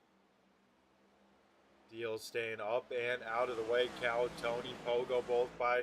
Now Simley clear. Johnny Barker now working on the 44. So the top 4 cars down and around him. Now here comes the 61 of Steve Ritter. That will clear the top 5 of lap traffic as the field continues to spread on out here. Let's take a look at the track map, and as you can see, no other lap traffic out in front of Anthony Calatoni. Brandon Guerin down through the grass here, down the back straightaway. He will keep that car facing in the right direction. Will get that car back up to speed, but We'll take a look here, see what happened to Brandon there off of turn number 4, as it looks like that one machine just getting sideways, and we've seen it a few times here tonight. Drivers getting sideways, Brandon Guerin being one of them, especially through 1 and 2. This time a bigger moment for the one machine as he will get sideways, luckily down through the grass, out and out of the way. No harm, no foul for at least contact, but we'll lose some more spots because of it. But that one machine definitely having trouble a little bit off of turn number 2 and through turn number 2, trying to keep that right rear on that race car.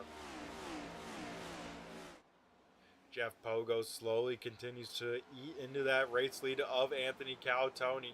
Still once again about 4/10 or so back, bouncing right about through there. And if Pogo is sizing up Calatoni, you know, it's going to be pretty close to being go time here with now 17 laps left in this one.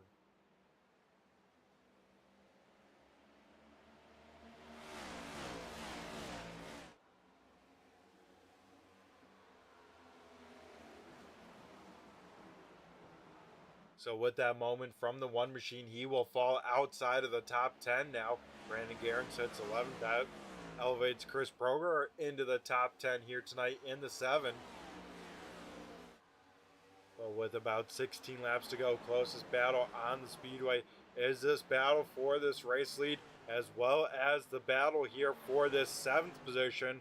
As it looks like Brandon Guerin once again an issue for the one machine, as Brandon Guerin facing backwards here through the grass. He will head towards the pit road there. Like we saw there, that right rear, those tires definitely shot on the one machine. It only took a few more laps for that car to once again get sideways there. Luckily for him and luckily for Anthony Calatoni, no caution coming on out, so we stay under the green flag here. That is the last thing Anthony Calatoni wants to see here late in this one, is a late race caution here in this one. Nate Brooker a little bit off the pace there, off of turn number 2. Not sure what happened to him. Let's take a look here as Brooker, kind of slowed down the front straightaway.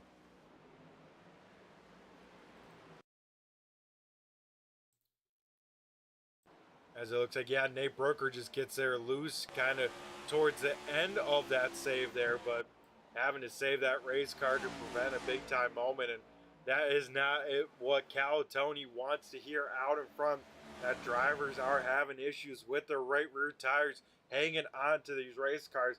That could mean a caution could come out in these last 13 laps with just a single car incident. It doesn't have to be even 2 cars racing around each other for position. No, we might get that here for that 3rd spot here as Johnny Barker now takes a peek to the inside of Scott Simley. Remember, Barker needs as many points as he can get coming into tonight. He was about a 15-point deficit to Calatoni. And with Calatoni out in the race lead, he needs to be as close as he can to the 84 here.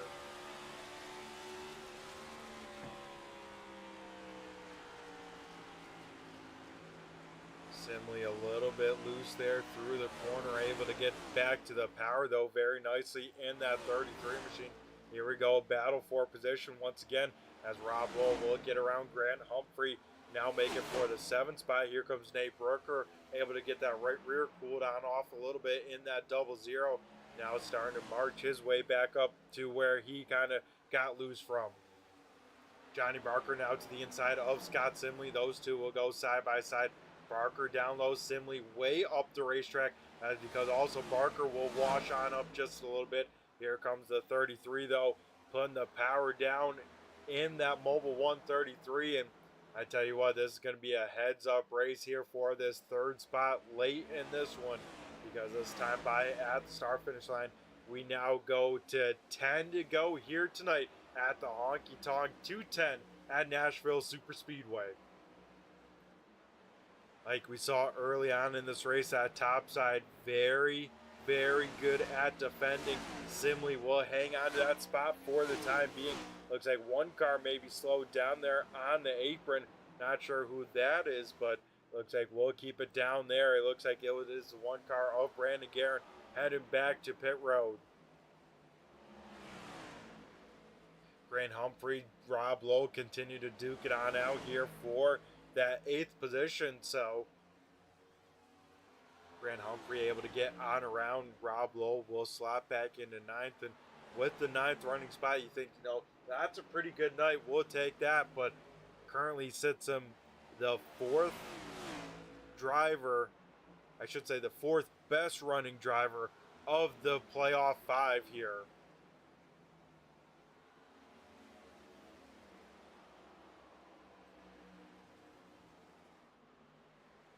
Anthony Calatoni now, we'll see about 8 to go here in this one.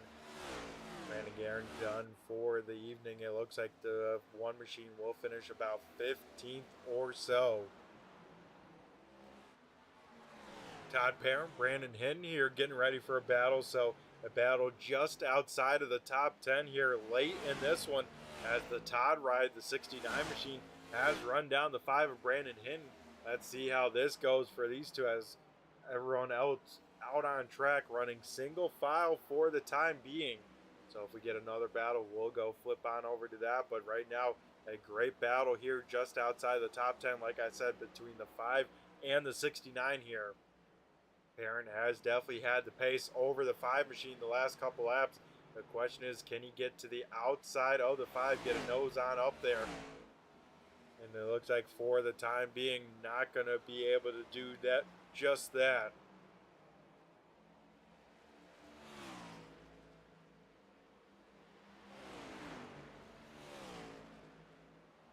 Oh, Todd Parent there a little bit into the wall off of turn number 4. So that will kill the momentum for Parent for the time being, and kind of cool things on off for that battle for 11th. As here we go, Calatoni.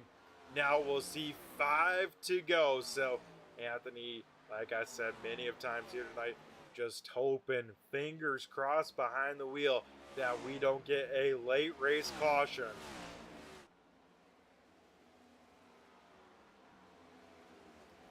As if he could get the job done, he would be able to sweep the week. I should say the round, let's say. And last time he did that, Anthony Calatoni did it at Vegas and Gateway. That, of course, at the start of the chase, he was able to do that. Now going to try and repeat that here at the start of the Championship 5.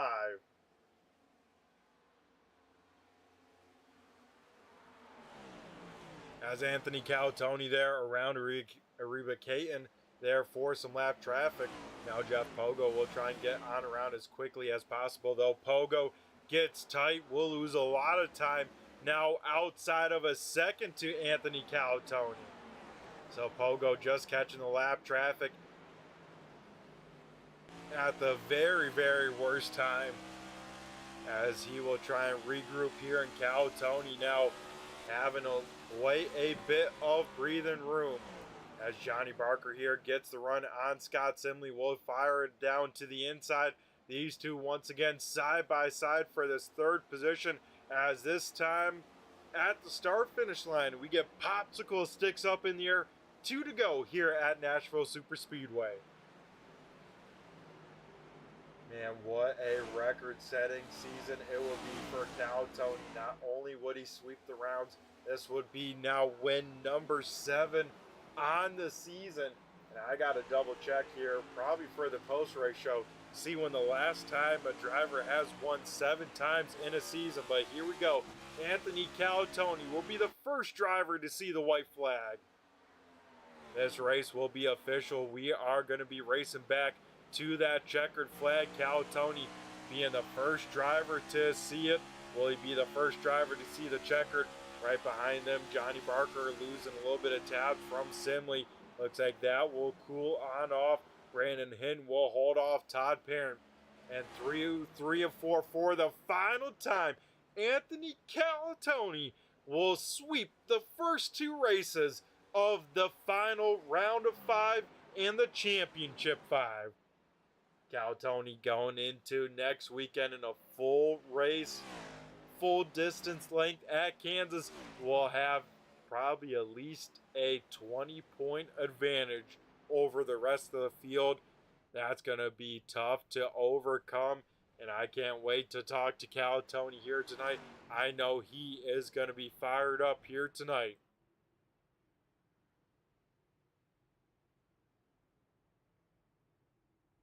As here we go on the front straightaway, Anthony Calatoni ready to burn it on down here at Nashville Superspeedway, and this marks career win number 7 of the Winston Cup Series here tonight for the 84 machine, and what a season it has been for Anthony Calatoni.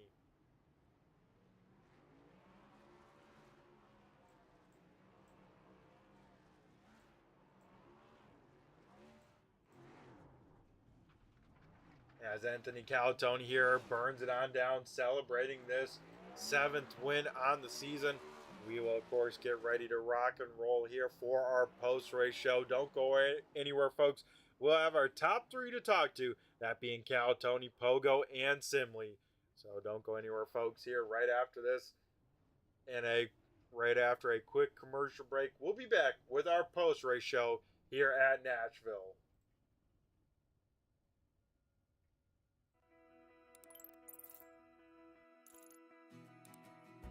iRacing is a sim racing game that combines a true-to-life racing experience with an online community of virtual racers from all around the globe. iRacing offers a multitude of officially licensed cars and tracks, laser scanned with millimeter accuracy. Their car models and mechanical systems are based on real-world physics and engineered in cooperation with manufacturers and race teams. Their skill license system ranges from rookie to pro, ensuring members are always pitted against those with similar skill sets. Members are able to sign up for a weekly race series, compete in time trials, host a private race with friends, and participate in racing leagues created and run by the community. With over 170,000 members, iRacing works in partnership with renowned motorsports organizations like NASCAR to deliver virtual races based on the real-life NASCAR Cup Series, as well as many other series on the NASCAR ladder. iRacing also features team racing, providing a variety of options for members to create and manage their own teams. Race with friends or real-world teammates in full-length endurance events like the 24 Hours of Daytona, Spa 24, or the Bathurst 12 Hour. Additional partners include IMSA, World of Outlaws, Supercars, and IndyCar, allowing members to race in their very own Indianapolis 500, Bathurst 1000, Chili Bowl, and many more iconic events. This is iRacing, delivering the most authentic racing experience short of getting into a real race car. Sign up today at iRacing.com.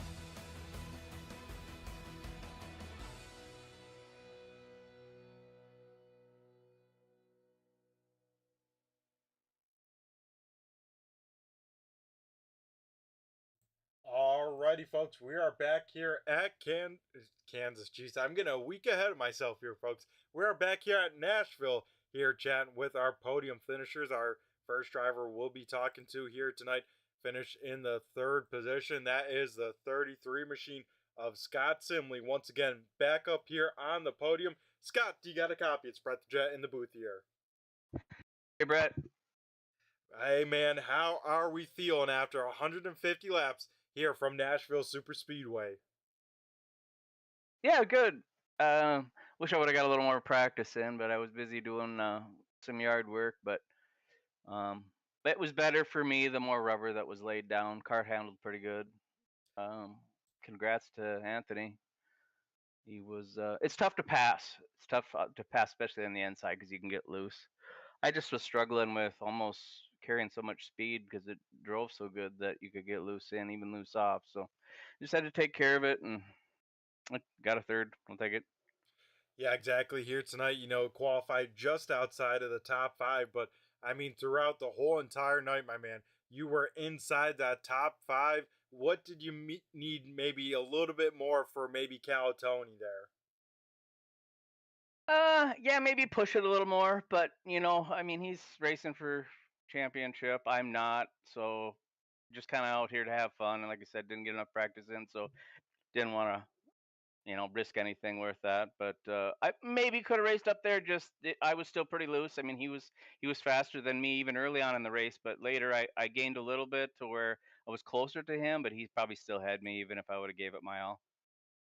Yeah, I tell you what, he was on a mission, but I tell you what, Scott, you had to earn this third position as well. I mean, Johnny Barker quite a few times putting some attacks on you, but man, you were able to defend. It seemed like that top side was where is that to at least defend from someone here tonight. Yeah, you could definitely. It was fairly easy to defend it, but you still had to watch it. More probably nervous about the guy below getting India than anything, but yes, it works that high line, but not as much speed as being a little lower on the track in the corners by yourself. Yeah, that is for sure the case. And last time we were at a concrete track, that was Dover about 5 weeks ago. And Scott, you were able to finish second. Here tonight, another concrete track. You finished third. Do you have a knack for these tracks, or does it all come together here at this racetrack as well as Dover? Yeah, I actually do like the concrete. I like the rubber buildup and just the way it reacts in the corners. It seems to suit me pretty good. Obviously not enough for tonight, but it still I do like the concrete. It's pretty fun to drive on. Yeah, that it seems like it is. And Scott, this now makes it your seventh top five finish in your about 16 limited starts here on Sunday nights. That's a pretty good batting average. Yeah, I maybe wish I could have ran all of them to see and been up there racing these guys, but maybe next season we'll see what we can do if we can run all of them. It would be fun to see if we could get in it. Yeah, it definitely would be awesome to see how it, shake on out, all things considered, because I mean, now back to back third place finishes. If you're in the round of five, man, you would have a hefty sum of points. Yeah, I'd like to think so, but yeah, it should be fun. I think I'm planning on running it. Hopefully, I can make all the races and see if we can run for it and give these guys a run for their money. Yeah, that would be awesome to see this 33 machine running full time in the points here when it's all said and done. But yeah, when it comes to this season, now it's one race left, 1 week left, full length Kansas next Sunday night. Are you planning to be there? And what's the game plan when it comes to a full length race? Yeah, it's me and Anthony were talking about that. It's I don't know how to look at it. It's gonna be a long race. It should be a lot of fun. I'm excited. I think it should be fun. I'll be there. Um, it we'll just see what we can do. I like Kansas. They just raced there today, so should be fun. I've went there many times, watching races and everything. So yeah, we'll see what we can do and try to have some fun. Yeah, that it will be. It will be a fun night, a long night as well for all you guys behind the wheel. I mean, 400 miles. How do you even prepare yourself mentally? I assume having all sorts of water around you, or at least some sort of drink, and then of course, that concentration each and every lap because Kansas, you're either ripping the fence or making sure you rip that bottom, right? Yeah, exactly.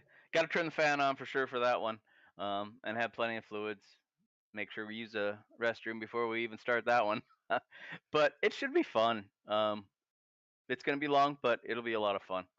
Yeah, that it will be. I can't wait for it, and I'm sure a lot of you drivers can't wait for that as well. So, Scott, here tonight, another third place finish here in the round of five. So, before we let you go, my man, and celebrate the back to back podium finishes, we're going to go hand over the mic to you and have you thank who you got to thank, whether sponsors, teammates, or anyone else you'd like to give a shout out to here tonight on the broadcast once again.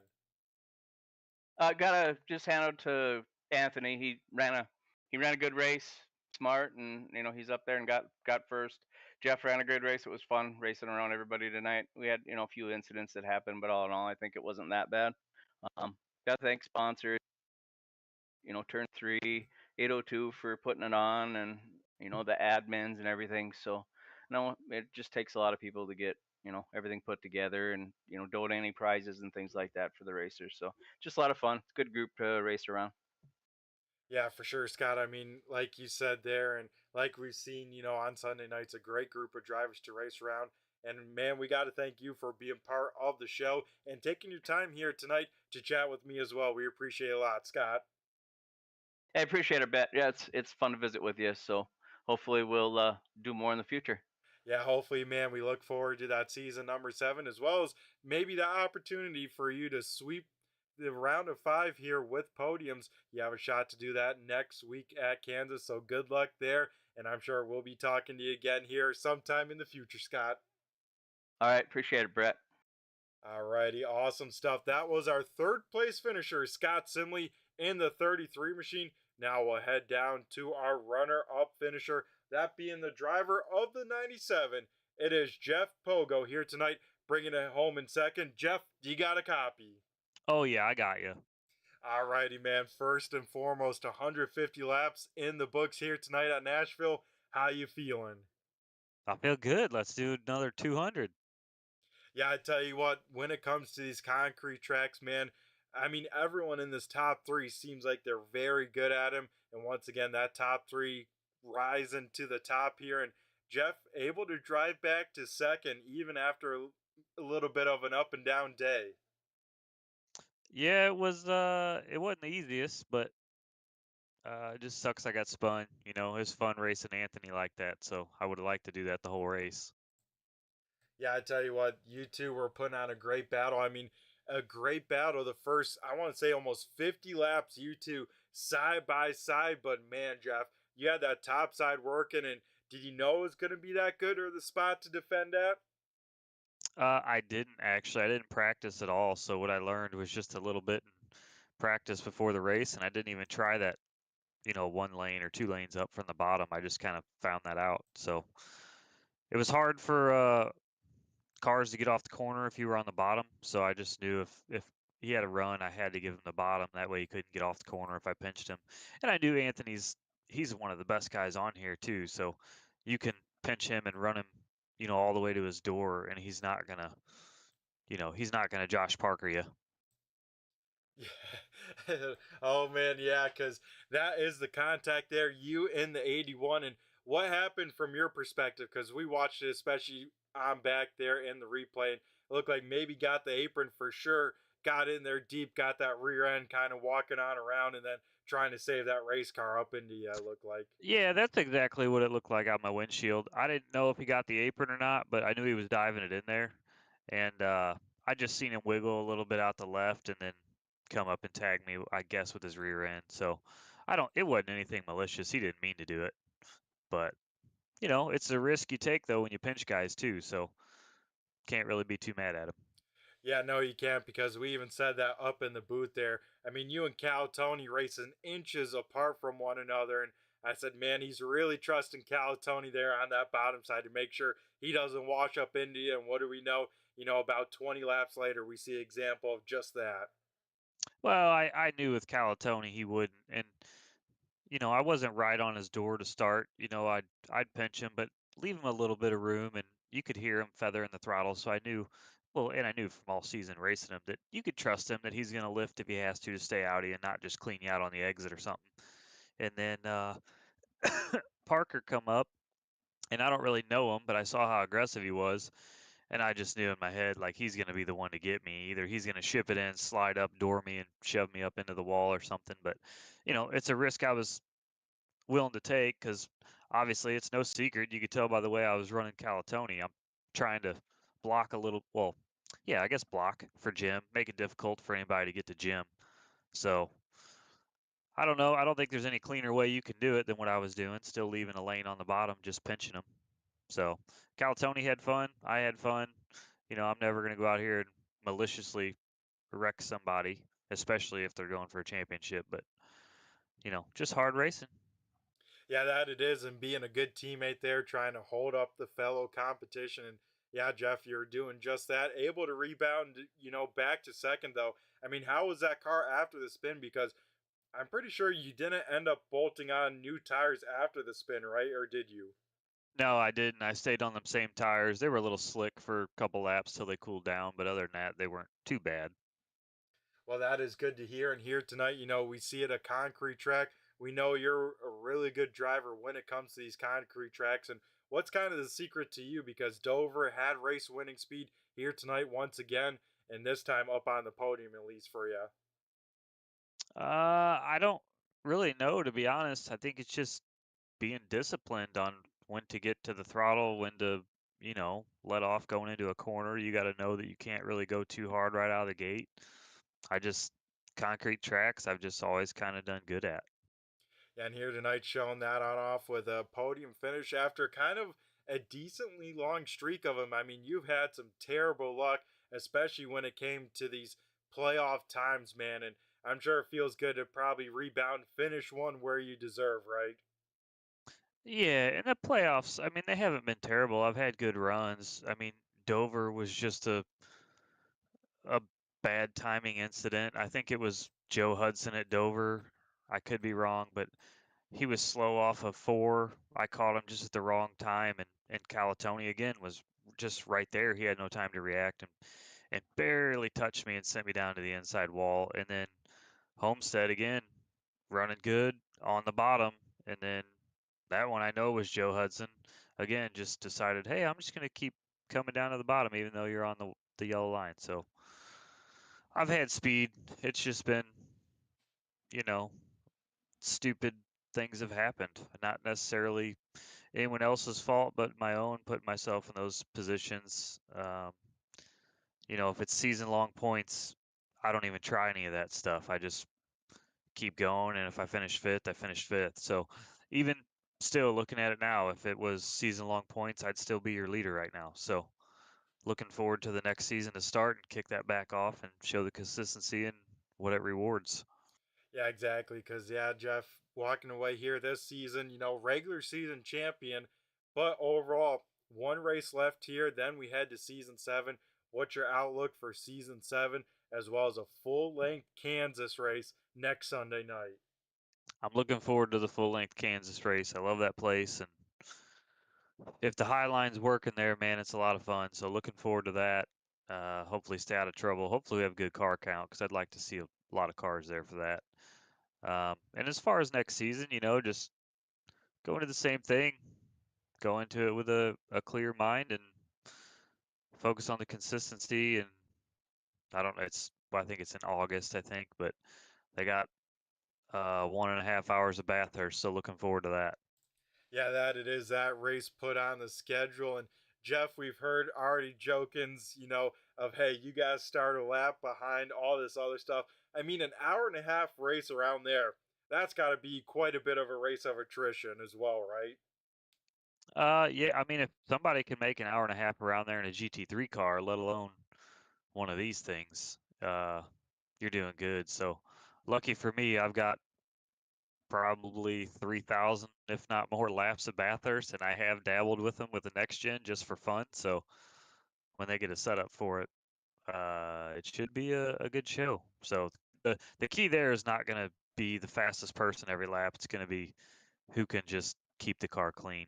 So I mean, one mistake there, you're going to just destroy it. Yeah, exactly. These cars are already pretty fragile to begin with in iRacing, and man, going up the mountain and down the mountain, it gets pretty tight in a hurry, right?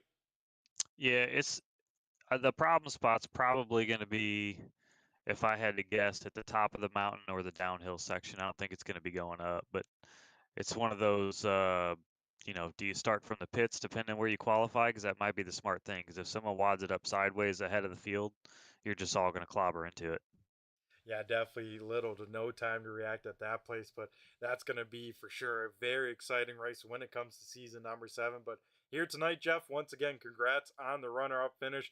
That 97 machine had a lot of pace, qualified on the pole. So, I mean, where'd that lap come from? Because you laid that lap down early and it stuck for the whole session for you to walk away with another Riptide Radio Pole Award on the season. Yeah, I don't know, to be honest with you, because I was in practice. I think I was like at the end of practice, third fastest overall with qualifying effort, and then I knew the first lap was really going to be my fast one, and I honestly felt like I gave up a little bit of time in 1 and 2, but it turned out it held up. I don't know how, but it did. I guess thanks everybody else for sucking on your qualifying lap. Yeah, definitely a great lap nonetheless by the 97. And I don't know if you know this, but that makes it your 4th pole on the season and actually puts you by yourself now for the most poles on the season of anyone on Sunday nights. That's shocking, to be honest with you. I'm not a hot lap guy, man. I don't usually qualify well. I'll take it. I don't. I wish they were all wins, but you gotta take what you get, I guess. Yeah, that is the case because that puts it now 4 poles to 3 wins on the season for you. Still a great season nonetheless, Jeff. And I think it's time to let John go celebrate this runner-up finish. But of course, before we do that, we got to hand over the mic to you one last time here and have you thank who you got to thank, whether sponsors, teammates, or anyone else you'd like to give a shout out to on the broadcast here. Thank you, Brett, for sticking with us all season and doing this, and then again for next week, you're gonna have your hands full for 400 miles. So, thank you for sticking with us all season, and then sitting through next week, and then thank my wife for letting me do this. 2 kids, it's kind of hectic at home for her to find some time to let me come down and relax. I appreciate it. Thanks to my teammates for the help all season. Calatoni for tonight, racing clean and hard and respectful. Um, and Rob and them for putting this on. So just thanks to everybody. Really, it's been a good season. Hope to finish it off on a good note next week. Yeah, we hope to see that as well. I know a lot of people, including yourself, Jeff, looking forward to that full length Kansas race. And you, my man, we got to thank you for being part of the show each and every week to put on this entertainment and to be one of the drivers everyone has to go out there and beat. So, Jeff, you go have a great rest of the last little bit of the weekend here, and we'll catch you next week for the championship weekend. Thanks, buddy. Have a good one. Alrighty, awesome stuff. That was our runner-up finisher, the 97 machine of Jeff Pogo. Now we'll head down to Victory Lane and talk to the man of the hour. It is the 84 of Anthony Calatoni. Anthony, do you got a copy? Yes, sir. Alrighty, man. First and foremost, after 150 laps, my man, you're down here in Victory Lane. How are you feeling? My arms hurt. Yeah, I could believe so because even though this race car, didn't look like it, especially from the 84, this car was a bit of a handful. You had to be on your toes, especially on corner exit, it seemed like. Oh, absolutely. She was ready to go. It was predictable at least this week, or how it handled, which I was at least happy with because I hate when these things are unpredictable loose. So that was good. But once you figured out the line, and you just had to hit the same line each lap. This racetrack is so crucial on hitting the same mark, same line every lap, every turn. One slip, the car just goes. That's the most important thing here. But you gotta be just about perfect, and I wasn't perfect every lap. I was able just to get control of it, but you gotta be good with it every lap. Yeah, that you do, and you're able to do just that. And kind of something I was very surprised about. Tire fall off, not too big of a factor here when it's all things considered, because even at the end of the run, you're still dabbling in sub 31-second lap times. Yeah, I looked at that and I thought in practice it fell off. I was in the 31 seconds, but the track was a lot hotter, so the track cooled down tremendously from practice. And when I saw that I was still running seven and eights, within that 30 lap to go range, I was like, wow. I go, we haven't pitted since it was like what, just past like eight. It was around 80 or something, and I couldn't believe it. And it was still handling good. It's not like it was pushing or it was like just breaking loose off the corner. But I got a tire warning. It warned me about the right front. I'm going to assume that was the right front. With five to go. So that's if we would have went green for that full 75 laps, the first run with the fuel tank, it would have been close on tires, I think. Yeah, definitely would have been close on the tires and the fuel. And but man, Anthony, when it comes to these concrete tracks, you are tough to beat. And kind of maybe some of the three best cars last time we were at a concrete track. That was Dover about 5 weeks ago. The three cars once again up here on the podium. And Anthony, you had top the rest of the chart here once again, man. You got these concrete tracks figured out just like you in the top three. I I love concrete tracks.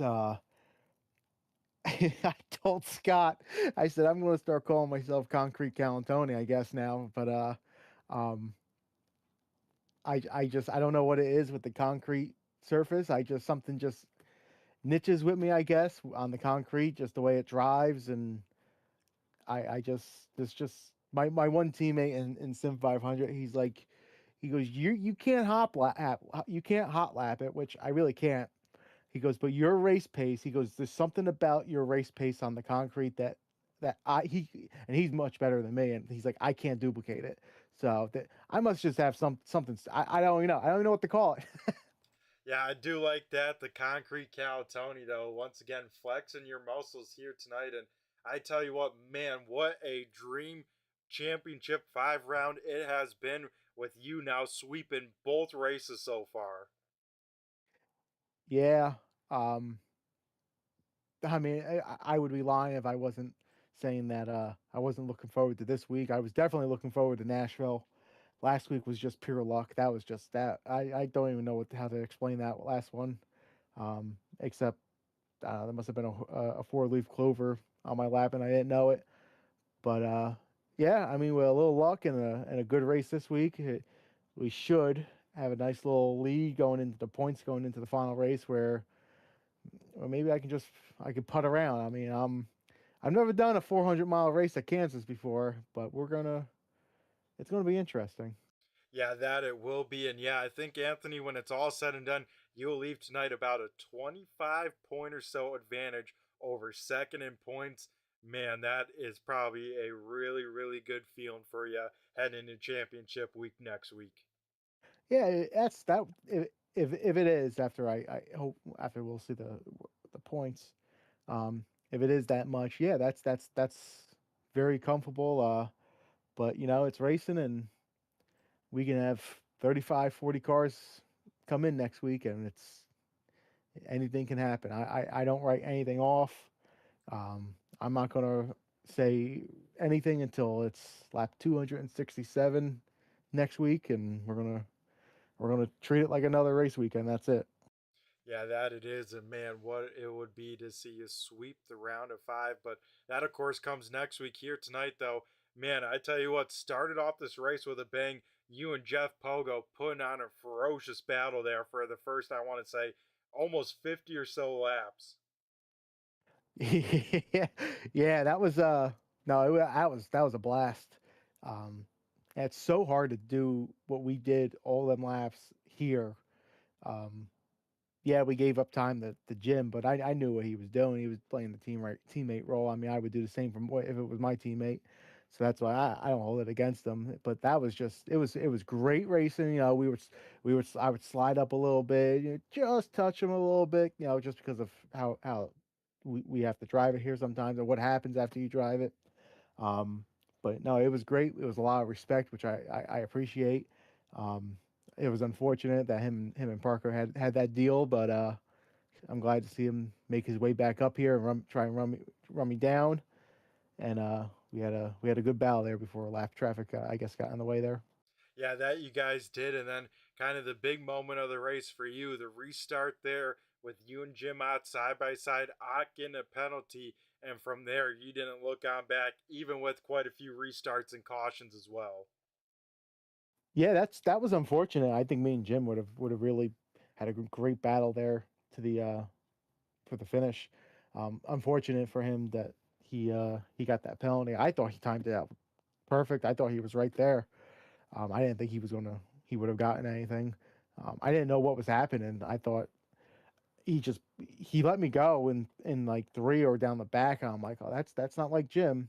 And then I saw him saying he was pitting, and I was like, oh no. And then that's why I said to someone, I said, I hope he didn't get a penalty.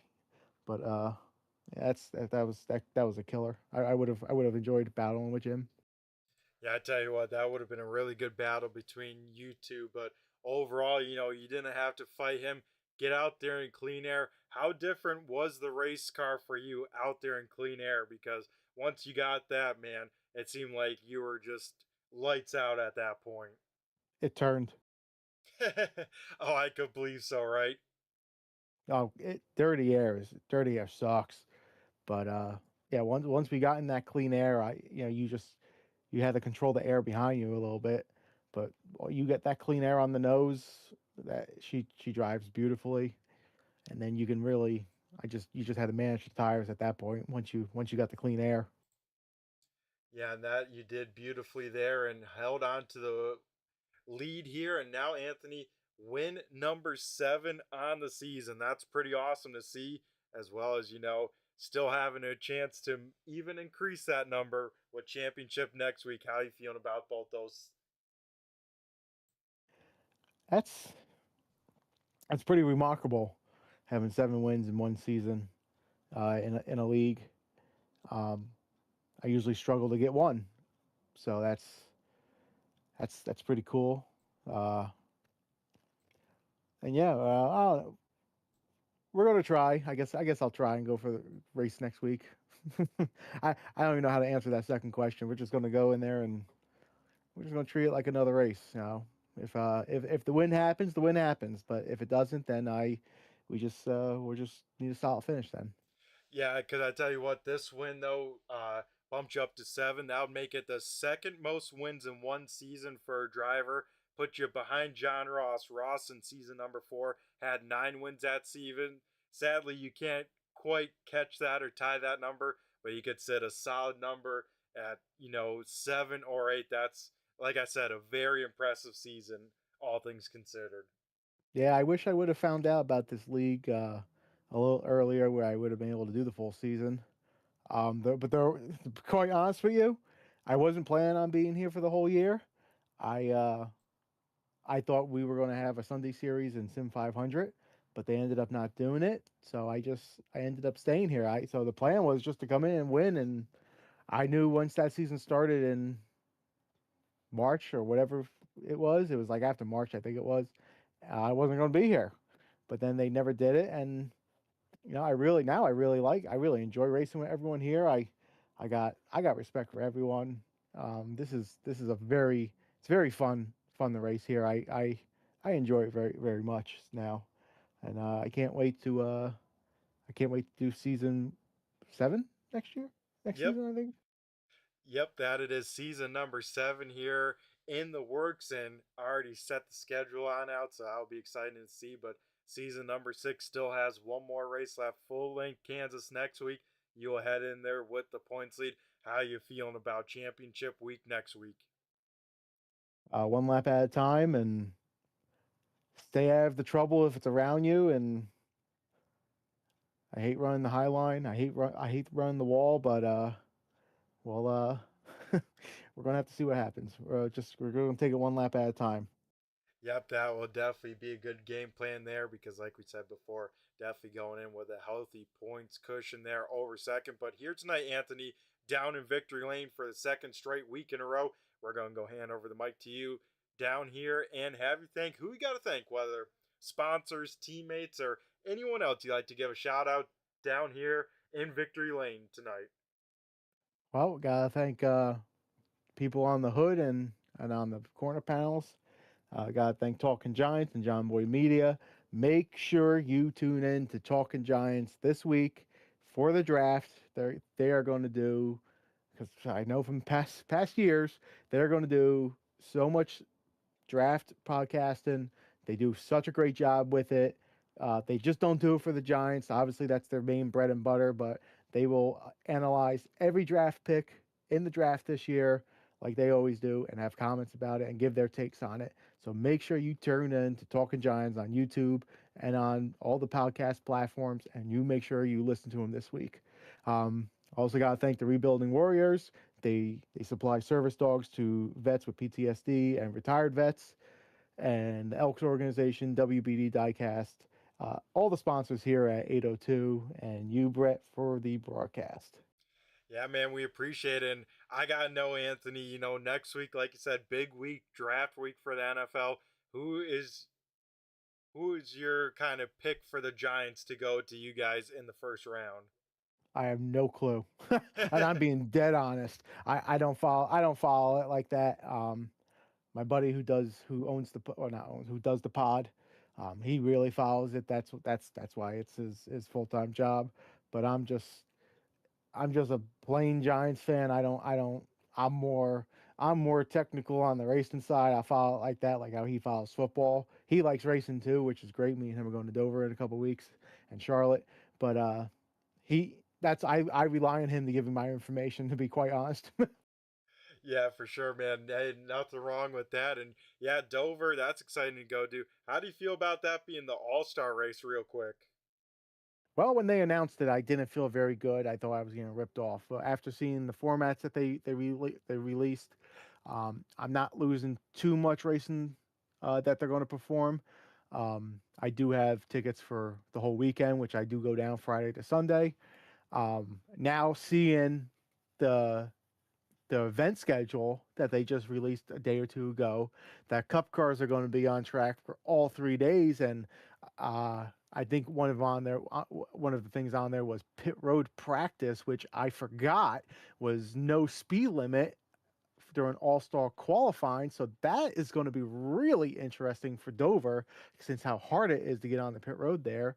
Um, I know it's the 750 low downforce package, so I'm really, really curious and interested to see how how the car is going to drive there. I have a feeling that it's going to make it a little better driving there, and the cars aren't going to be as glued in the turns. And I think tire wear is going to come back hopefully. But I have high expectations. They're not 80-70% high. They're just probably 60, but we'll see how it is. And maybe I'll leave a comment here in Discord after the Saturday practice. Yeah, you'll have to let us know what you think of the Dover Motor Speedway. They're hosting the first ever All-Star there at that location. But yeah, Anthony, man, once again, it has been a dream start to the Championship 5 round here, picking up 2 wins here. And we got to thank you, man, for being part of the show, running the mostly full-time as you are. And once again, man, good luck when it comes next week to that Championship week. We can't see what the 84 can do there. Thank you. I appreciate that, and we'll catch you in the what's it called, the Heart Lane, or whatever, the Plains, or whatever they call Kansas. I don't know, Yellow Brick Road. I don't know. Yeah, exactly. Whatever they call it, we'll catch you there in 1 week's time.